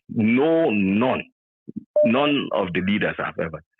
And Ijo will also that Nigeria is in debt and Buhari is, what do you call it, giving a gift of $1 million to Afghanistan. Why your people are in... ASU was on strike in Nigeria. And they are still on strike. Yeah, they can't pay doctors. They can't pay doctors. They can't pay teachers. No. Yeah. So, and Tabamawu look at the way they divided the country. How can my country by 4 cardinal points? You will know where the south is, where the north is. But look at the way they divide it, right down to Kwara. Something that was supposed to be like this. Yes. If you check your screen, as you are talking, I just put a map on the screen, right? If you check your screen right now, you can easily say what is so difficult in dividing this or explaining this to a layman, what Nigeria was, and then everybody can go along this line. Everybody can easily just go their way. That is exactly what we're saying. So we're in real trouble. If we don't get our ass together, South and Southern. If we don't get our ass together, we are in real trouble. Because it's coming. It's coming. Thank you so much, Bobo. So let me take another one too. Okay, Jerry Baba. Okay, take care. All right. This one is a pleasure hearing from you. I have another caller there on the line. Hello there. Oh, hell, Biafra. Holy Biafra. My brother, how are you?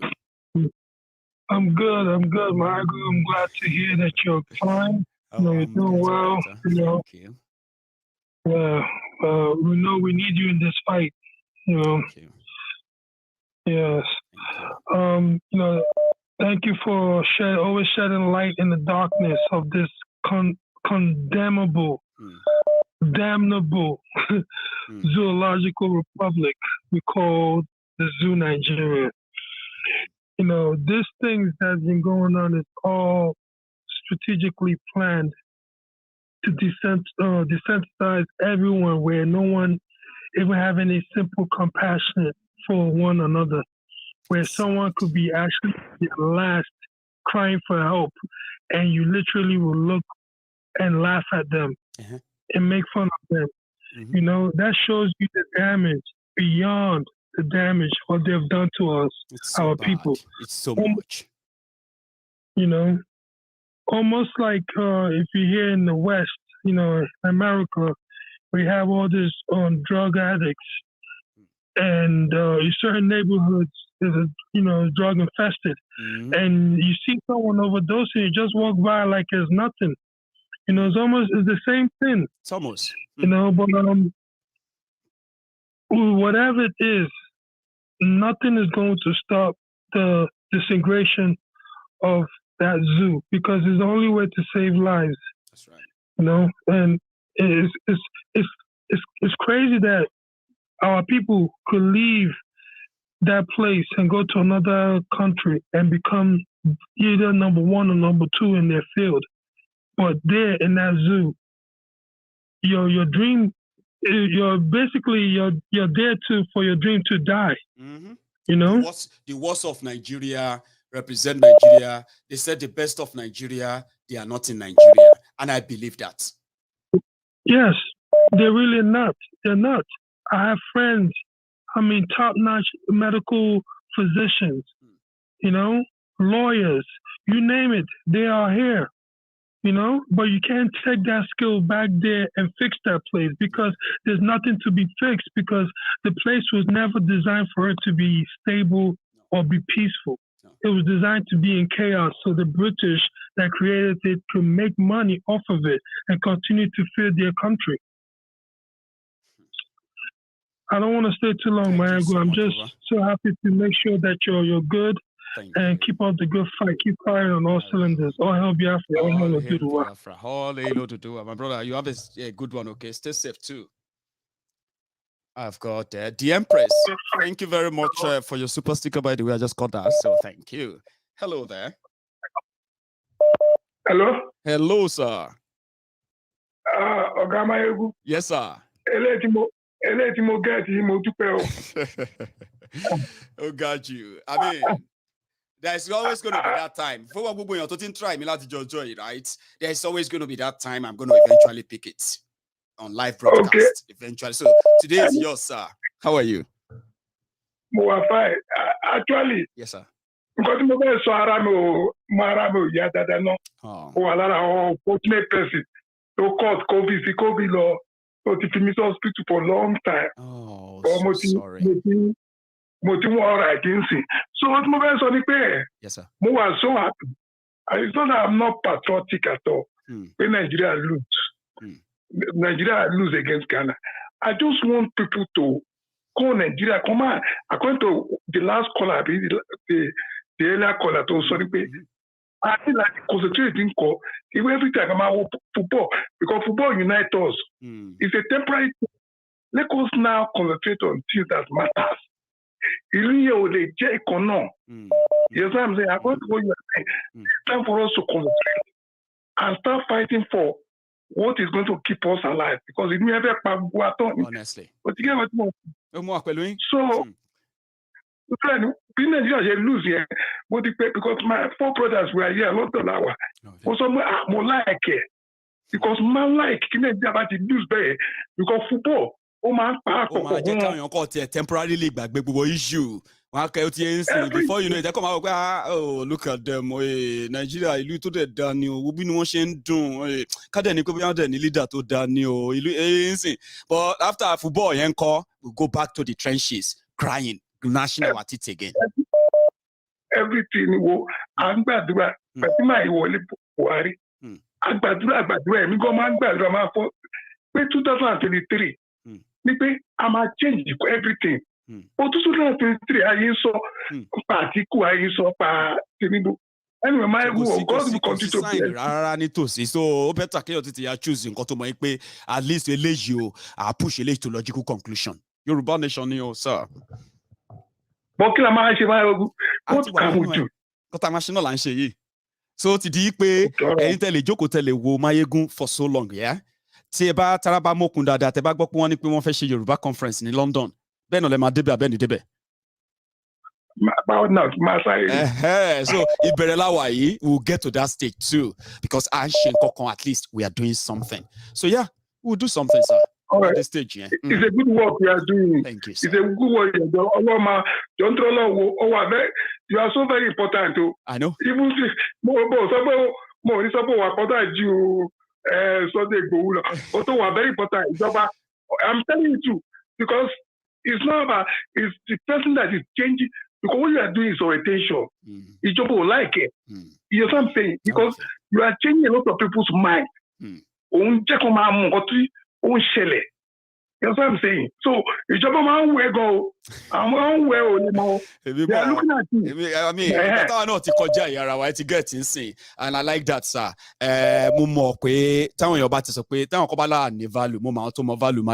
I'm so happy that you mentioned that. So, yeah, I'll be careful. Always careful. Yeah. Thank you. Go continue to 30 you. Bless you. Man, you too, okay, sir. Bye. Get to us soon, sir. Okay, mokunda ga tie. Eni ko ba yin se eja tutu, te ba like eja tutu, right? Eni ko ba yin se to lata gidi gan, right? To ba le ba yin fi ewedu die mix e. Ke wa try nko okele bi melo kan. E wa wo yato nu last few months and now. Emi ti try temi ni o. Medical recommendation. Can you nice night? Because 4 months more come on. Oh, bless. 8 months. Wow. So I do pay. God bless you. And you too, let me give time for other people. Yes, sir. That's a good one. Here we go. I have another person on the line. I don't know. Please, if you know they eat pepperish food, don't take my prescription. No. Somehow, I feel better since yesterday, since I started eating this. You know what I mean? So, if you're having any kind of a flu or what have you, I mean, come on, swallow something. Hello there. Hello, Maiyegun. Hello, ma. Thank God for your life. Yes. I'm glad to join you. How are you, ma? I'm good, and I praise God. I thank God for everything. That's brilliant. And it's good to have you, ma. So everybody can hear you. You are right. You are live. Everybody can hear you. Thanks. You see this issue of terrorism being downplayed. I just don't understand. 2 days ago, I think Ijeta or Ijeri, these so-called terrorists, they took over this same Kaduna Airport. That's right. Lori Eshinwo. Nothing. tí wọ́n ṣe about it. Even the newspaper, wọ́n kàn ṣe bẹ́ẹ̀ ni pé wọ́n gbọ́. And now one idea segbe kan labele by Otoni headline. Tinubu will be the best Nigeria president headline.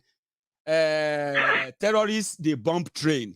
An Abuja Kaduna train. One hide in segbe kan by Nigeria. What to bomb Abuja this same Kaduna Abuja train? What to bomb? This so-called journalists to hear pariwo nǹkan tó ń ṣẹlẹ̀ nílùú. Everybody, I don't know what is going on. Every one of them just live in perpetual fear of I don't understand. They know what is going on. The Bible says you shall know the truth and the truth shall set you free. So they know the truth, but they refuse to say the truth. They refuse to let the people in the country know what is going on. That country, what do gunpowder by? Sooner or later, Oshima explode.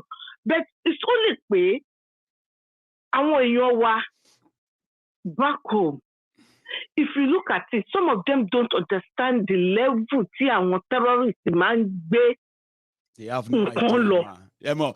Possible. You know, they always say, you know, how people will say, oh, Baba, forget that, it's not possible. There are many things that people said can never happen. Like, no, it will never happen. Forget that one, it will not happen. Majority of them have happened, though. Now, people are now waiting for which one again will happen next. Which is going to happen? What's going to happen next? And because they even cover this so-called the act of terrorism that is ongoing, they call it bandits. It's something banditry. It's not as big as people think. Tell me what is not big. In a civilized country, see terrorists from a train full of 1,000 people, the whole world will be coming down. The heaven will start coming down. The government is not talking about it. No. The newspapers are not talking about it. The terrorists took over the airport. Nobody. Even to the level where these so-called bandits, these so-called terrorists, these so-called you see that banditry, Mao? Yeah, you see that banditry is intentional that they use that of course to douse it. They are terrorists, man. That's it. They are terrorists. But to show the world that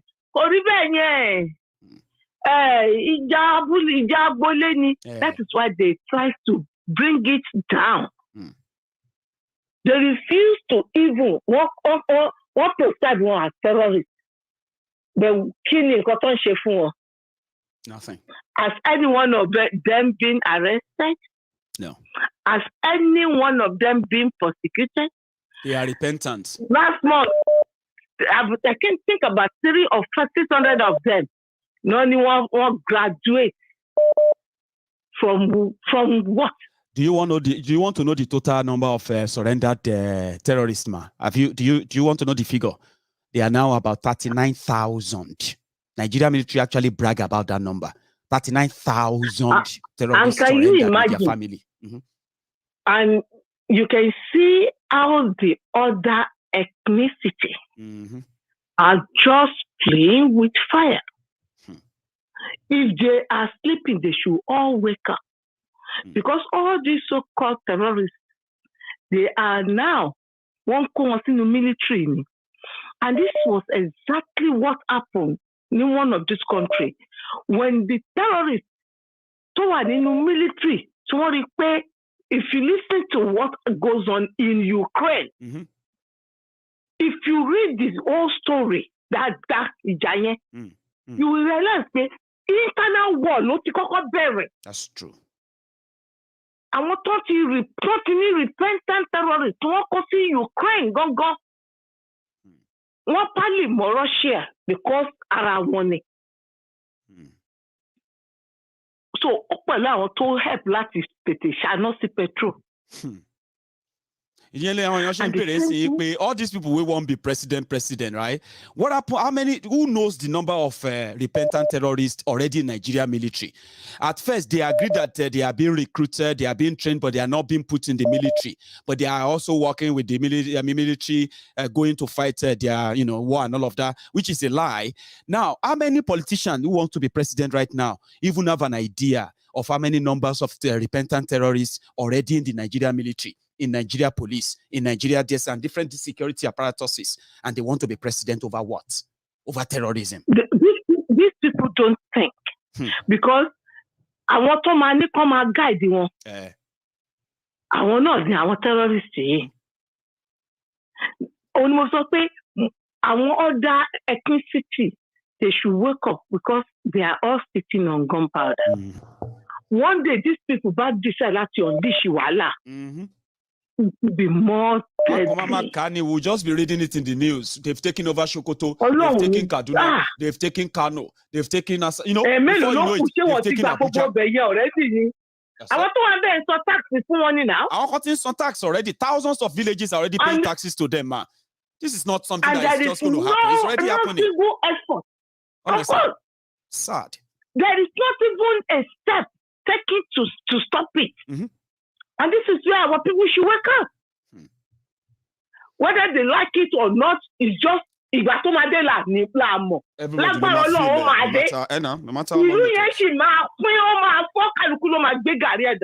all these so-called politicians want to compromise. You can see the depth of corruption. Most of them have been paid. And they are paying a lot of money to get the ticket to go there. Yes. Why do you want to go there? Why do you want to go there? 40 million per ticket to nomination. I can be another call, man. Thank you so much. God bless you. And you too. I love this.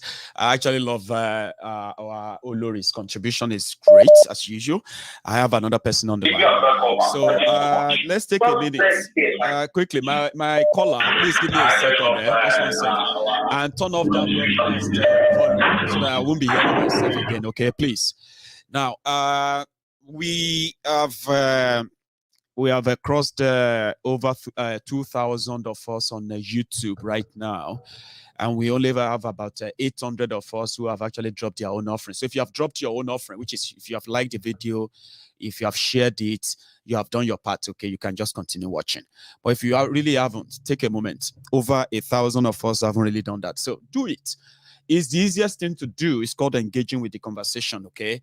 More than just typing the comment, okay? Hello there. Hello.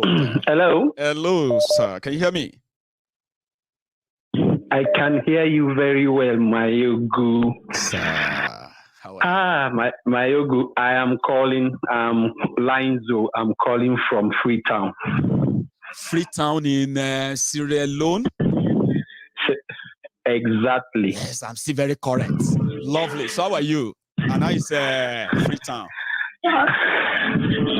Freetown is okay and quiet, Maiyegun. This is my first time in over a year to get you.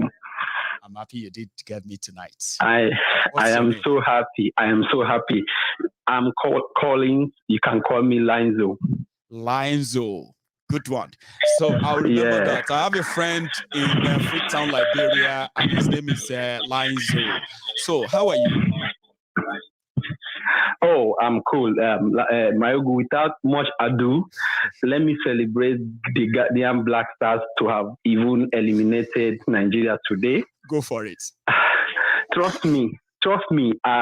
We do not have leaders, and they don't deserve any good thing, Maiyegun.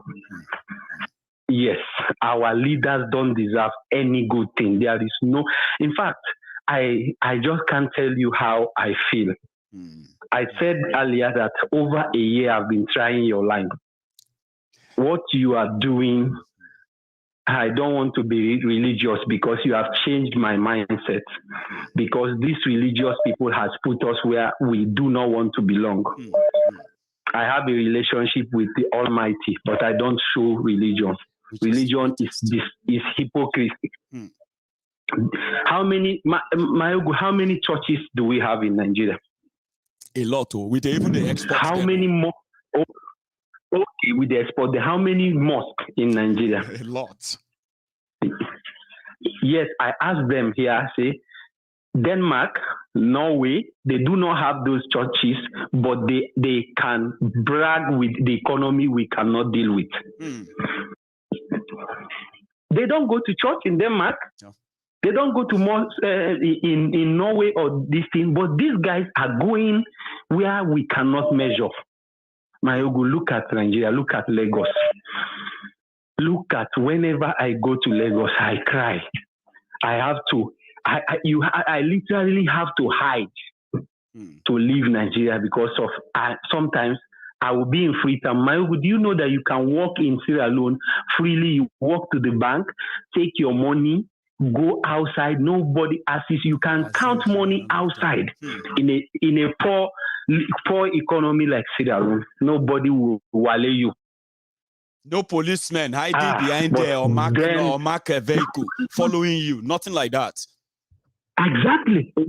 You know nothing. Maiyegun, trust me, those Lebanese people who do business here, they actually carry cash in carton and go to deposit in the bank. Can you do that in that contraption? You must get Juju man, we're strong. We're going to tell you, say, no worry, yeah, go. We don't clear road for you. Go now. If you don't get that one, no triumph. Exactly. No triumph. Anytime I immediately land to that Murtala Muhammad Airport, I have started getting very scary. I don't have it, but I don't want Nigeria to happen to me.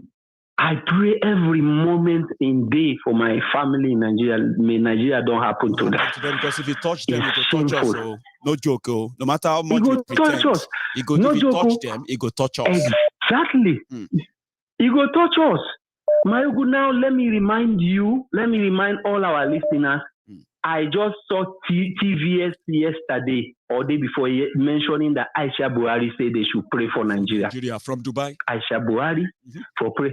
Shebi, you talk like that, eh? She did. Because I am an auditor by trade, so I don't want to go with YouTube. I eventually had to go in different areas to actually validate this news. I started getting worried that indeed this is true. Maiyegun, trust me. Nnamdi Kanu, MKN is not lying. That guy, MMK is not lying. That man must be an imposter. Something they are hiding is there. Most of them, they know. Wike know. Autumn know. Most of them know. That useless second mannequin called I think is our book. I can't remember the name. Mazi called the last time. Let us come back and think how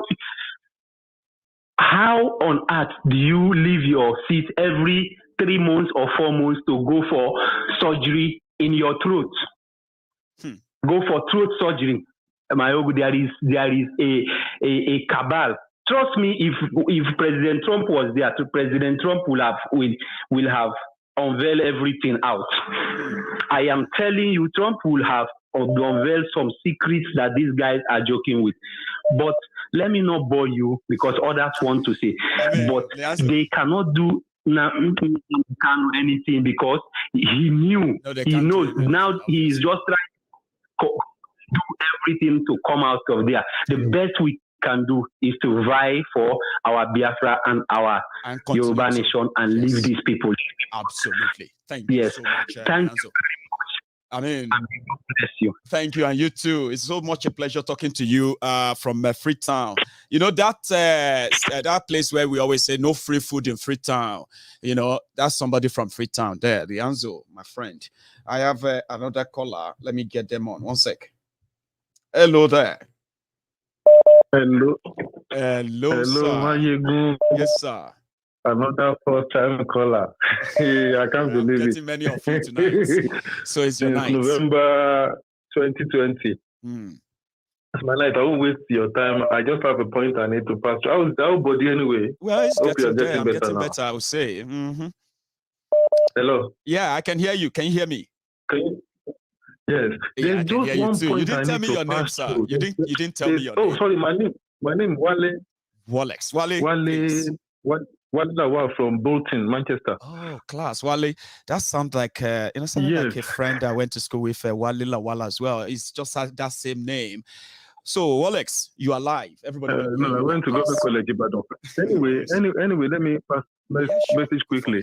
There is a mistake we are making. You see, God, there's a point we've all been passing. A known fact. God already divided that space called Nigeria, that among Lugard. I don't call him Lugard anyway. It's Lugard. It was a town anyway. Mazin Nnamdi Kanu actually called him a drunkard. He's a drunkard anyway, which is mistress. They are the one that when I was reading about Lord Lugard, I was like, my life get as a be shao. How did these kind of people actually like manage to grab roses and everything? I was like, well, I didn't live in that era, so I probably would never imagine. No, the point was when the British wanted to colonize Nigeria, they realized that to come in through hello? Yeah, I'm with you. Go on. They realized that to come in through Lagos, our people were stubborn. So they went, the guy was born in India. They went for a hardened mercenary. Lugard was a hardened war-battled mercenary.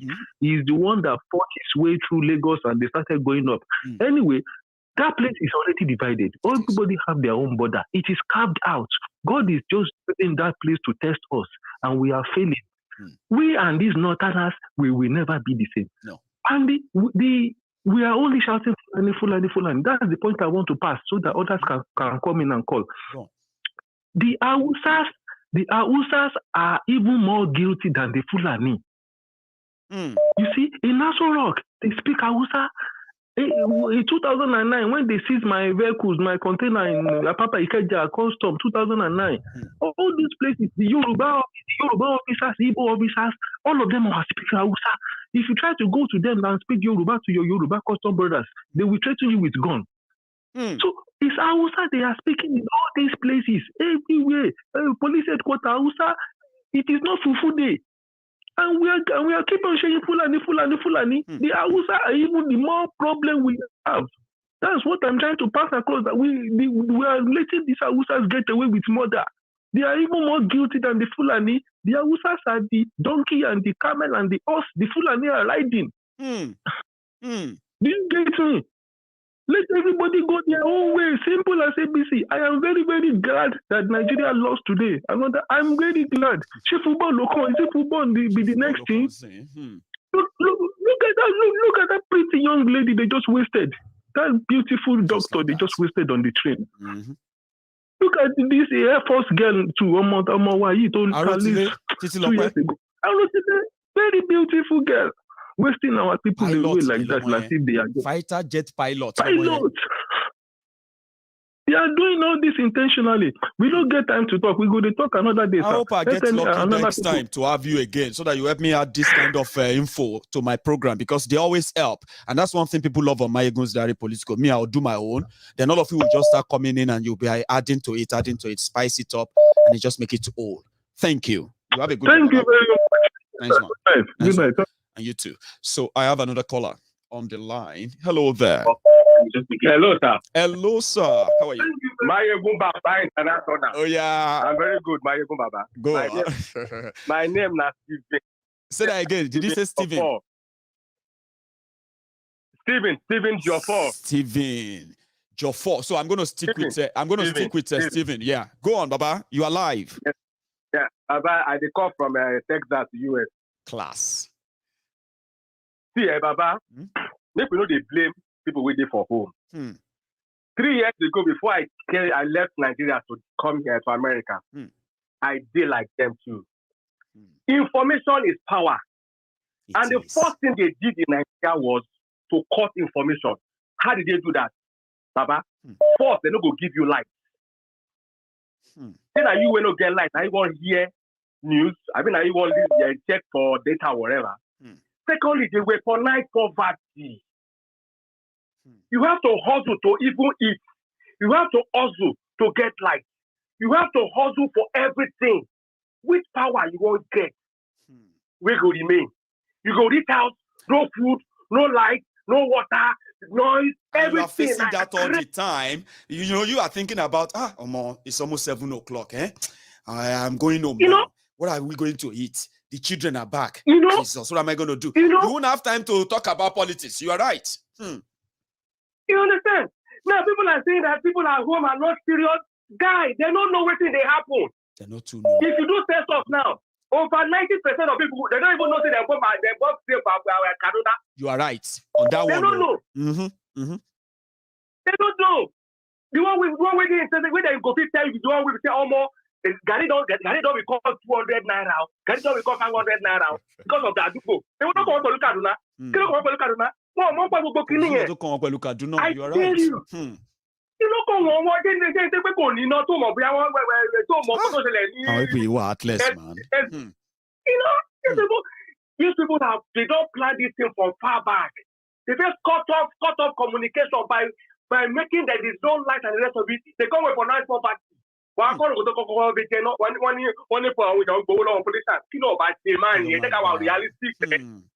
And it's still see them for days. So they want monkey to be when the police go on politicians. Oh my God, whoa!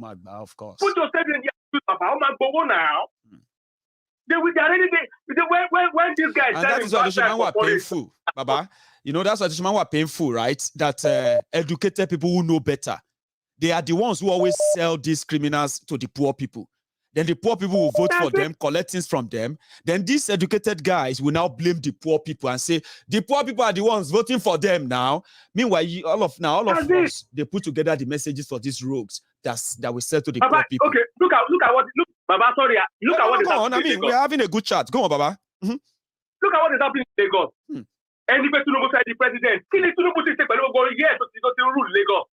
Oluomo is controlling that vast amount of money from National Union of Road Transport Waters. If that money that was coming to Lagos State government and they are utilizing it to build the infrastructure and better the life of Lagosians. Don't you know what is happening? Oluomo is using that money to fuck the whole Lagos addresses and the rest of them. What are we talking about here? Baba, what we will do, I beg, from your own platform. Let's start this propaganda, just like APC did to Jonathan. Propaganda of the party to Jonathan there. How do we infiltrate the system with propaganda?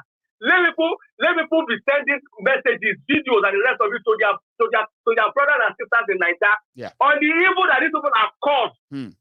Let's not expect just do the data what is damage the blue beyond repair? Trust me, Baba, I know. And if we have an idea of the massiveness of this destruction, right? You are right. We will not completely be blaming them all the time. We will never blame them that much. I said I was telling somebody that you know that Nigeria does not exist. What I mean. I said amalgamation we put Nigeria together was 1914. You don't expire 2014. Only Kogori. Koriri gone.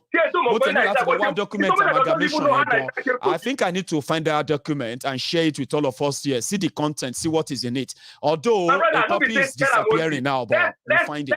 Let's explode it. Yeah. Let's share it to every brother and sisters in Nigeria. Yeah. Everybody will know what brought about Nigeria, that it has expired. So presently, Nigeria is not existing. Yeah. What is there still in this gang of thieves? Well, just scavenging from the scrapyard of what they have destroyed. Of course. They know very soon it's going to break. So they're just trying to get as much as they can get. As much as they can. I don't see and they are the clan. Thanks so much, Baba. Please, Baba, do more propaganda on this 2019. We don't start, Baba. You go see films, wait see what is coming. I know you now, Baba. I know you. You know, I told you. I said, if we want to complain that they are lying to our people, they are giving our people money, they are doing this and that, it's because these are the people that our people are seeing, and it is what they see they relate with. So if you want them to stop seeing the politicians, then you have to give them something as alternative. Cook something up. Give them something as a distraction, and they will not see much of the politicians anymore. So I'm with you. Trust me. Thank you so much. Let me take this next one, which is going to be my last call as well. It's been a pleasure talking to you. You stay safe. So I have another caller on the line. Jimmy Toriola. Thank you very much for your super chat, by the way. I have... a caller. Hello there. Hello, Maiyegun General. Hello, sir. This is Prince Jejeman. Oh, Prince. How are you, Prince Jejeman? I'm fine. We are warming up, waiting for you in London. I know. I can't wait to be around myself. Trust me. London is expecting you. I know. We are fine. Thank you so much. Maiyegun General, I thank you for the great work you are doing. Thank you. My brother, I tell you, the mental crazy wait there for Nigeria. You wipe them out. I tell you, Maiyegun General. I am just a teacher. God bless you. You know, I am just a teacher in the temple of truth, and I've got dedicated brethren who actually knows. I swear to God. Bless you. You see, in Nigeria now, you know that the people that have those people that we are doing 419 before, you know, those watch, you know, all those ones, people, because of the hardship in Nigeria, a lot of people have known about that watch. So all of them now, you know what they are doing now? They all go to pastoral school, just learn how to quote Bible, cram Bible, you understand? You know, after that, they will just go and open church. That's why you see most churches all over Nigeria, even any room, you will see church there. Are you getting me? Because they know no do. Somebody go pay offering, somebody go pay tithe. Something go enter. No do, something go enter. So. Exactly. You know, what you are doing is what if our pastors, because if our pastors that are in Nigeria, if they are doing, most of them are really doing the work of God. What you are doing is what they should be doing. Because Jesus, even before the Pilate, he told Pilate, you cannot kill me if God did not give you the power.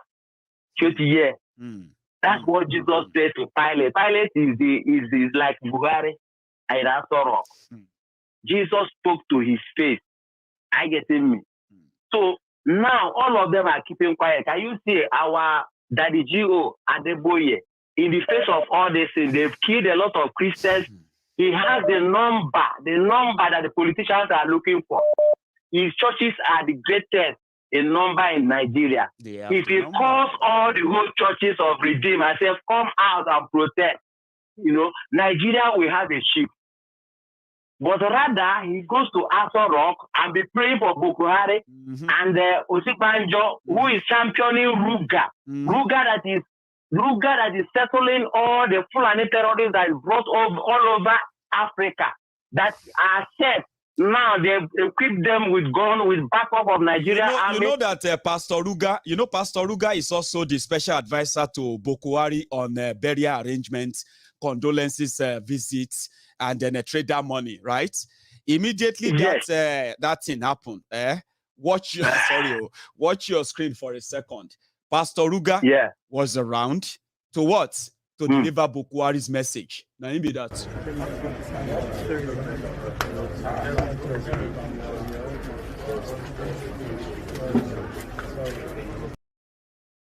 You see, condolences advisor to Boko Haram.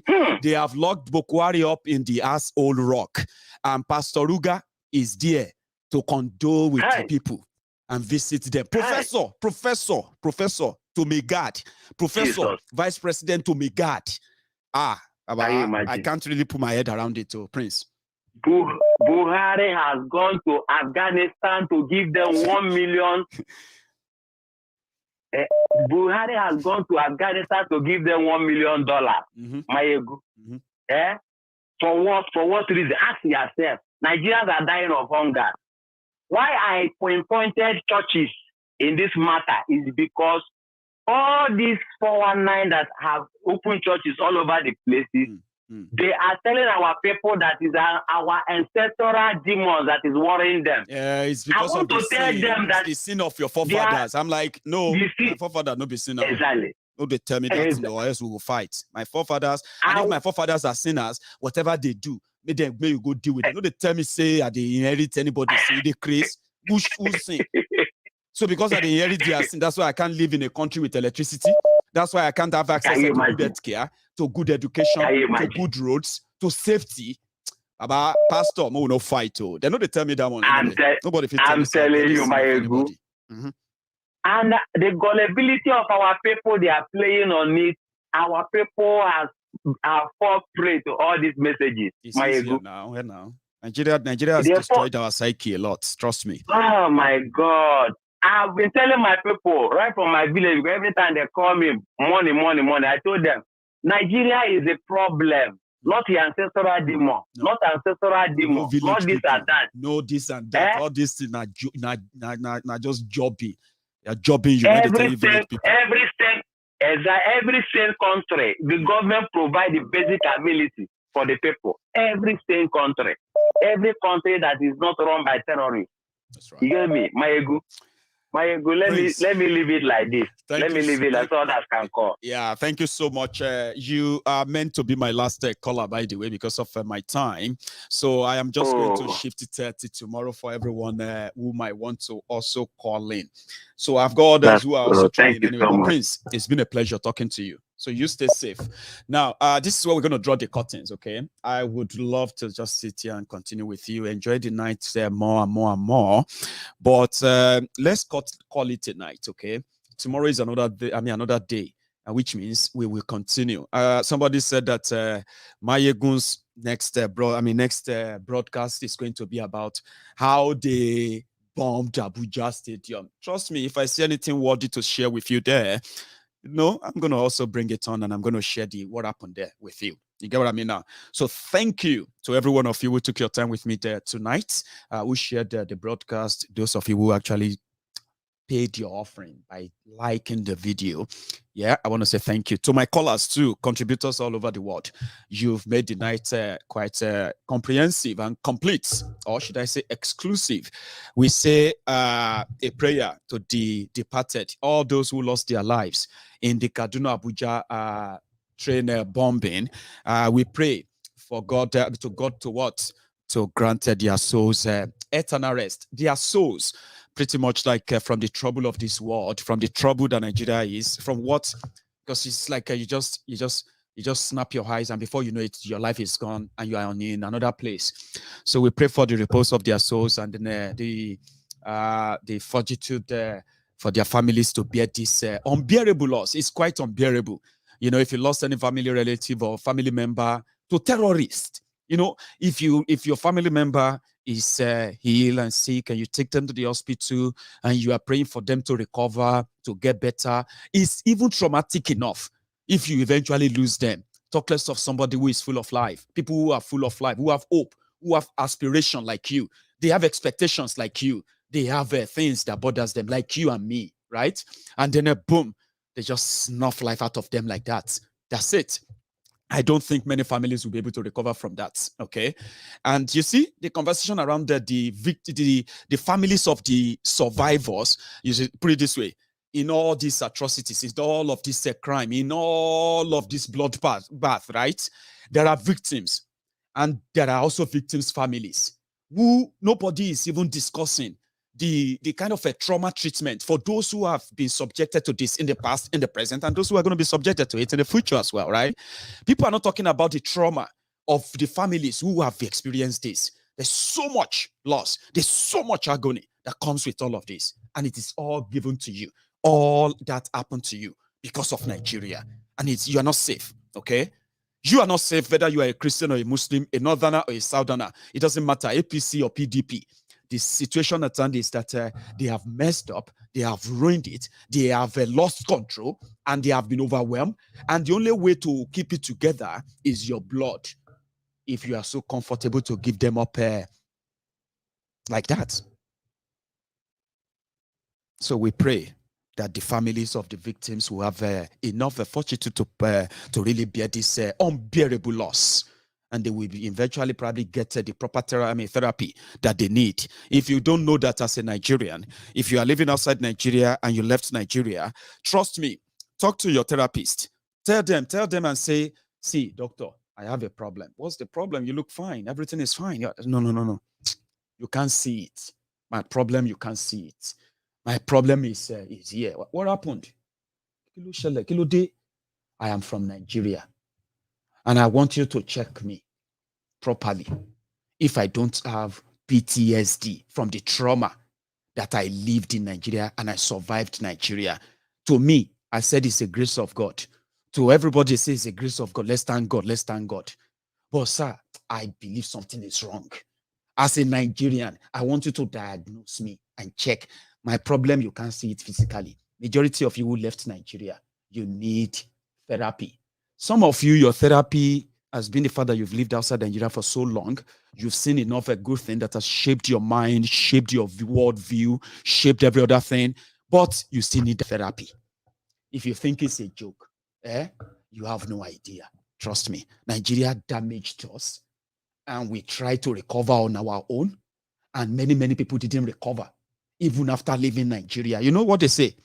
Many people left Nigeria. Nigeria did not leave them. That's to tell you the deep damages Nigeria did to us. That's why you see somebody living abroad who have seen these damages like from far. They've seen it. They've imagined it. But yet, they will still shout swagger. They will still shout Saibaba. They will still shout change. They will still shout PDP from abroad. It is called PTSD for being a Nigerian. Being a Nigerian on his own is emotional trauma. An emotional trauma that many people were subjected to that for years. My own lasted for 28 years before I left Nigeria. 28 years. I was 28 years old, a young man, when I finally left. I have been receiving therapy since then. That's why I come here every time on Maiyegun's Diary Politico. You see, even this one I'm doing right now therapy. I am getting therapy. You are getting therapy. Some of you are beginning to figure it all together. It's beginning to make better sense to some of you. Why is the whole thing look like this? And you're like, oh, now I'm beginning to get it. I'm giving you therapy. Consult your doctor. Talk to people. And if they say, why do you need a therapy? Tell them, I am a Nigerian. You should understand, doctor. Google it. Google what is Nigerian. If you Google it, you have an idea of what is wrong with me. I need somebody to talk to. Why? Because I'm a Nigerian. I'm from Nigeria. Put it that way. I'm from Nigeria. So, you have been through if you die and you get to the gate of heaven, all you have to do is to say, I am from Nigeria. I cannot go to hellfire twice. I am just coming back from one. Check your record. And for those who said that they saw vision, they told us, they said that they consider people. If you are bold enough, you know, cover your mouth. If you die and you find yourself at the heaven's gate, if they say hellfire, tell them, no. Check your record, sir. Angel Gabriel, check your record. Say, but this is it. It says that you make Folake cry. You made Linda cry. You did this so time. In fact, you are this or that. You know what I mean? Say, I know. Check your record too. Under it, did they not write it there that I'm from Nigeria? I am from hell. So you get what I mean now. So just think about it. And then you probably will join us. Trust me. So thank you so much for your time tonight. Like the broadcast, share it, subscribe, and check your notification if you actually set it up to be reminded. I'm going to be back again tomorrow. By the grace of God. Good night.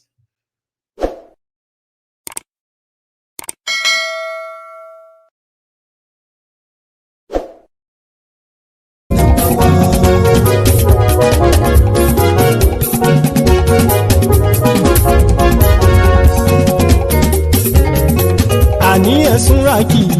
Maiyegun ti dé. Maiyegun ti dé. Ọ̀jẹ̀lú ẹ̀sùnra kì í. Maiyegun ti dé. Àní ẹ̀sùnra kì í. Maiyegun ti dé. Lórí Facebook. Maiyegun ti dé. Àní ẹ̀sùnra kì í. Maiyegun ti dé. Lórí YouTube. Maiyegun ti dé. Àní ẹ̀sùnra kì í. Maiyegun ti dé. Bọ́ bàbá gbé wúrẹ́. Maiyegun máa wí. Àní ẹ̀sùnra kì í. Maiyegun ti dé. Ijó ìgbádùn yẹ. Maiyegun máa wí. Àní ẹ̀sùnra kì í. Maiyegun ti dé. Presido bá rúfin o. Maiyegun máa wí. Àní ẹ̀sùnra kì í. Maiyegun ti dé. Gómìnà kówó jẹ. Maiyegun máa wí. Àní ẹ̀sùnra kì í. Maiyegun ọlọ́pàá tí ń darí bá. Maiyegun máa wí. Ayé ẹ̀sùn rájò. Maiyegun ti dé. Aṣòfin tí ń rúfin òwò. Maiyegun máa wí. Ayé ẹ̀sùn rájò. Maiyegun ti dé. Òpùrọ́ olóṣèlú. Maiyegun máa wí. Ayé ẹ̀sùn rájò. Maiyegun ti dé. Ọ̀jẹ̀lú ẹ̀sùn rájì. Maiyegun ti dé.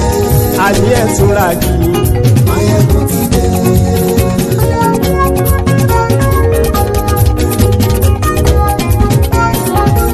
Maiyegun ti dé. Gbogbo ọ̀jẹ̀lú ẹ̀sùn rájì. Maiyegun ti dé. Gbogbo ọ̀jẹ̀lú ẹ̀sùn rájì.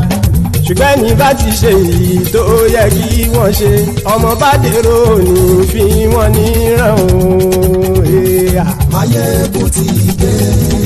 Gbogbo ọ̀jẹ̀lú ẹ̀sùn rájì. Maiyegun ti dé.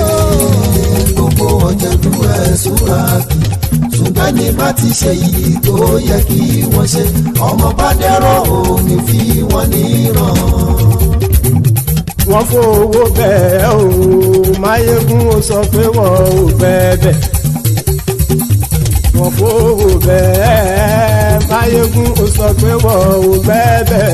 Oníkan ṣáàtì ṣe èyí tó yẹ kí wọ́n ṣe fáwọn ará ìlú tó gbé wọn débẹ̀ o. Maiyegun ti dé. Gbogbo ọ̀jẹ̀lú ẹ̀sùn rájì. Maiyegun ti dé. Gbogbo ọ̀jẹ̀lú ẹ̀sùn rájì. Ṣùgbọ́n ní má ti ṣe yìí tó yẹ kí wọ́n ṣe, ọmọ bá dẹ́rọ̀ ò ní fi wọ́n níran. Kì máa yí ṣe eré, ọ̀rọ̀ yìí kì í ṣe ẹ̀fẹ̀. Kì máa yí ṣe eré, ọ̀rọ̀ yìí kì í ṣe ẹ̀fẹ̀. Ẹni bá ti lè lẹ́bọ̀ lẹ́rù o, ọmọ bá dèrò kàṣàyè tú wọn síta. Maiyegun ti dé. Gbogbo ọ̀jẹ̀lú ẹ̀sùn rájì. Maiyegun ti dé. Gbogbo ọ̀jẹ̀lú ẹ̀sùn rájì. Ṣùgbọ́n ní bá ti ṣe yìí tó yẹ kí wọ́n ṣe, ọmọ bá dẹ́rọ̀ ò ní fi wọ́n níran. Tẹnitẹni ọmọ Maiyegun ọ̀rẹ́ ara ìlú mọ̀mọ́ ni mo fọlọ́run ṣọ́ ẹ̀ bá kìlẹ́bù. Lóòótọ́ olódodo ìlú ọ̀tá ìlú mọ̀mọ́ ni ìwọ ṣá máa ń ṣọ́ra kò sì mọ́ bẹ̀rù. Bọ́tà ń lè rí bóníṣègùn lé káwọn mọ̀mọ́ fi ṣera wọn ni ó ti dẹrùn tí wọn ò gbọ́dọ̀ sì mọ́ bẹ̀. Èèpo ọ̀bọ lọmọ bá dérò tàjẹ́ ò gbọ́dọ̀ jẹ́, ó ti dọba lórí àbínú ẹni kò sì mọ́ fòyà. Àìsíwọ́lu ní ẹnìkẹ́ ìgbódì ẹyin lábàrá o, ó kó ẹni tó bá dán wò á kàmù. Maiyegun ti dé. Gbogbo ọ̀jẹ̀lú ẹ̀sùn rájì. Maiyegun ti dé. Gbogbo ọ̀jẹ̀lú ẹ̀sùn rájì o. Ẹni bá ti ṣe yìí tó yẹ kí wọ́n ṣe, ọmọ bá dèrò òní fi wọ́n níran o. Maiyegun ti dé. Gbogbo ọ̀jẹ̀lú ẹ̀sùn rájì. Maiyegun ti dé. Gbogbo ọ̀jẹ̀lú ẹ̀sùn rájì. Ṣùgbọ́n ní bá ti ṣe yìí tó yẹ kí wọ́n ṣe, ọmọ bá dẹ́rọ̀ ò ní fi wọ́n níran.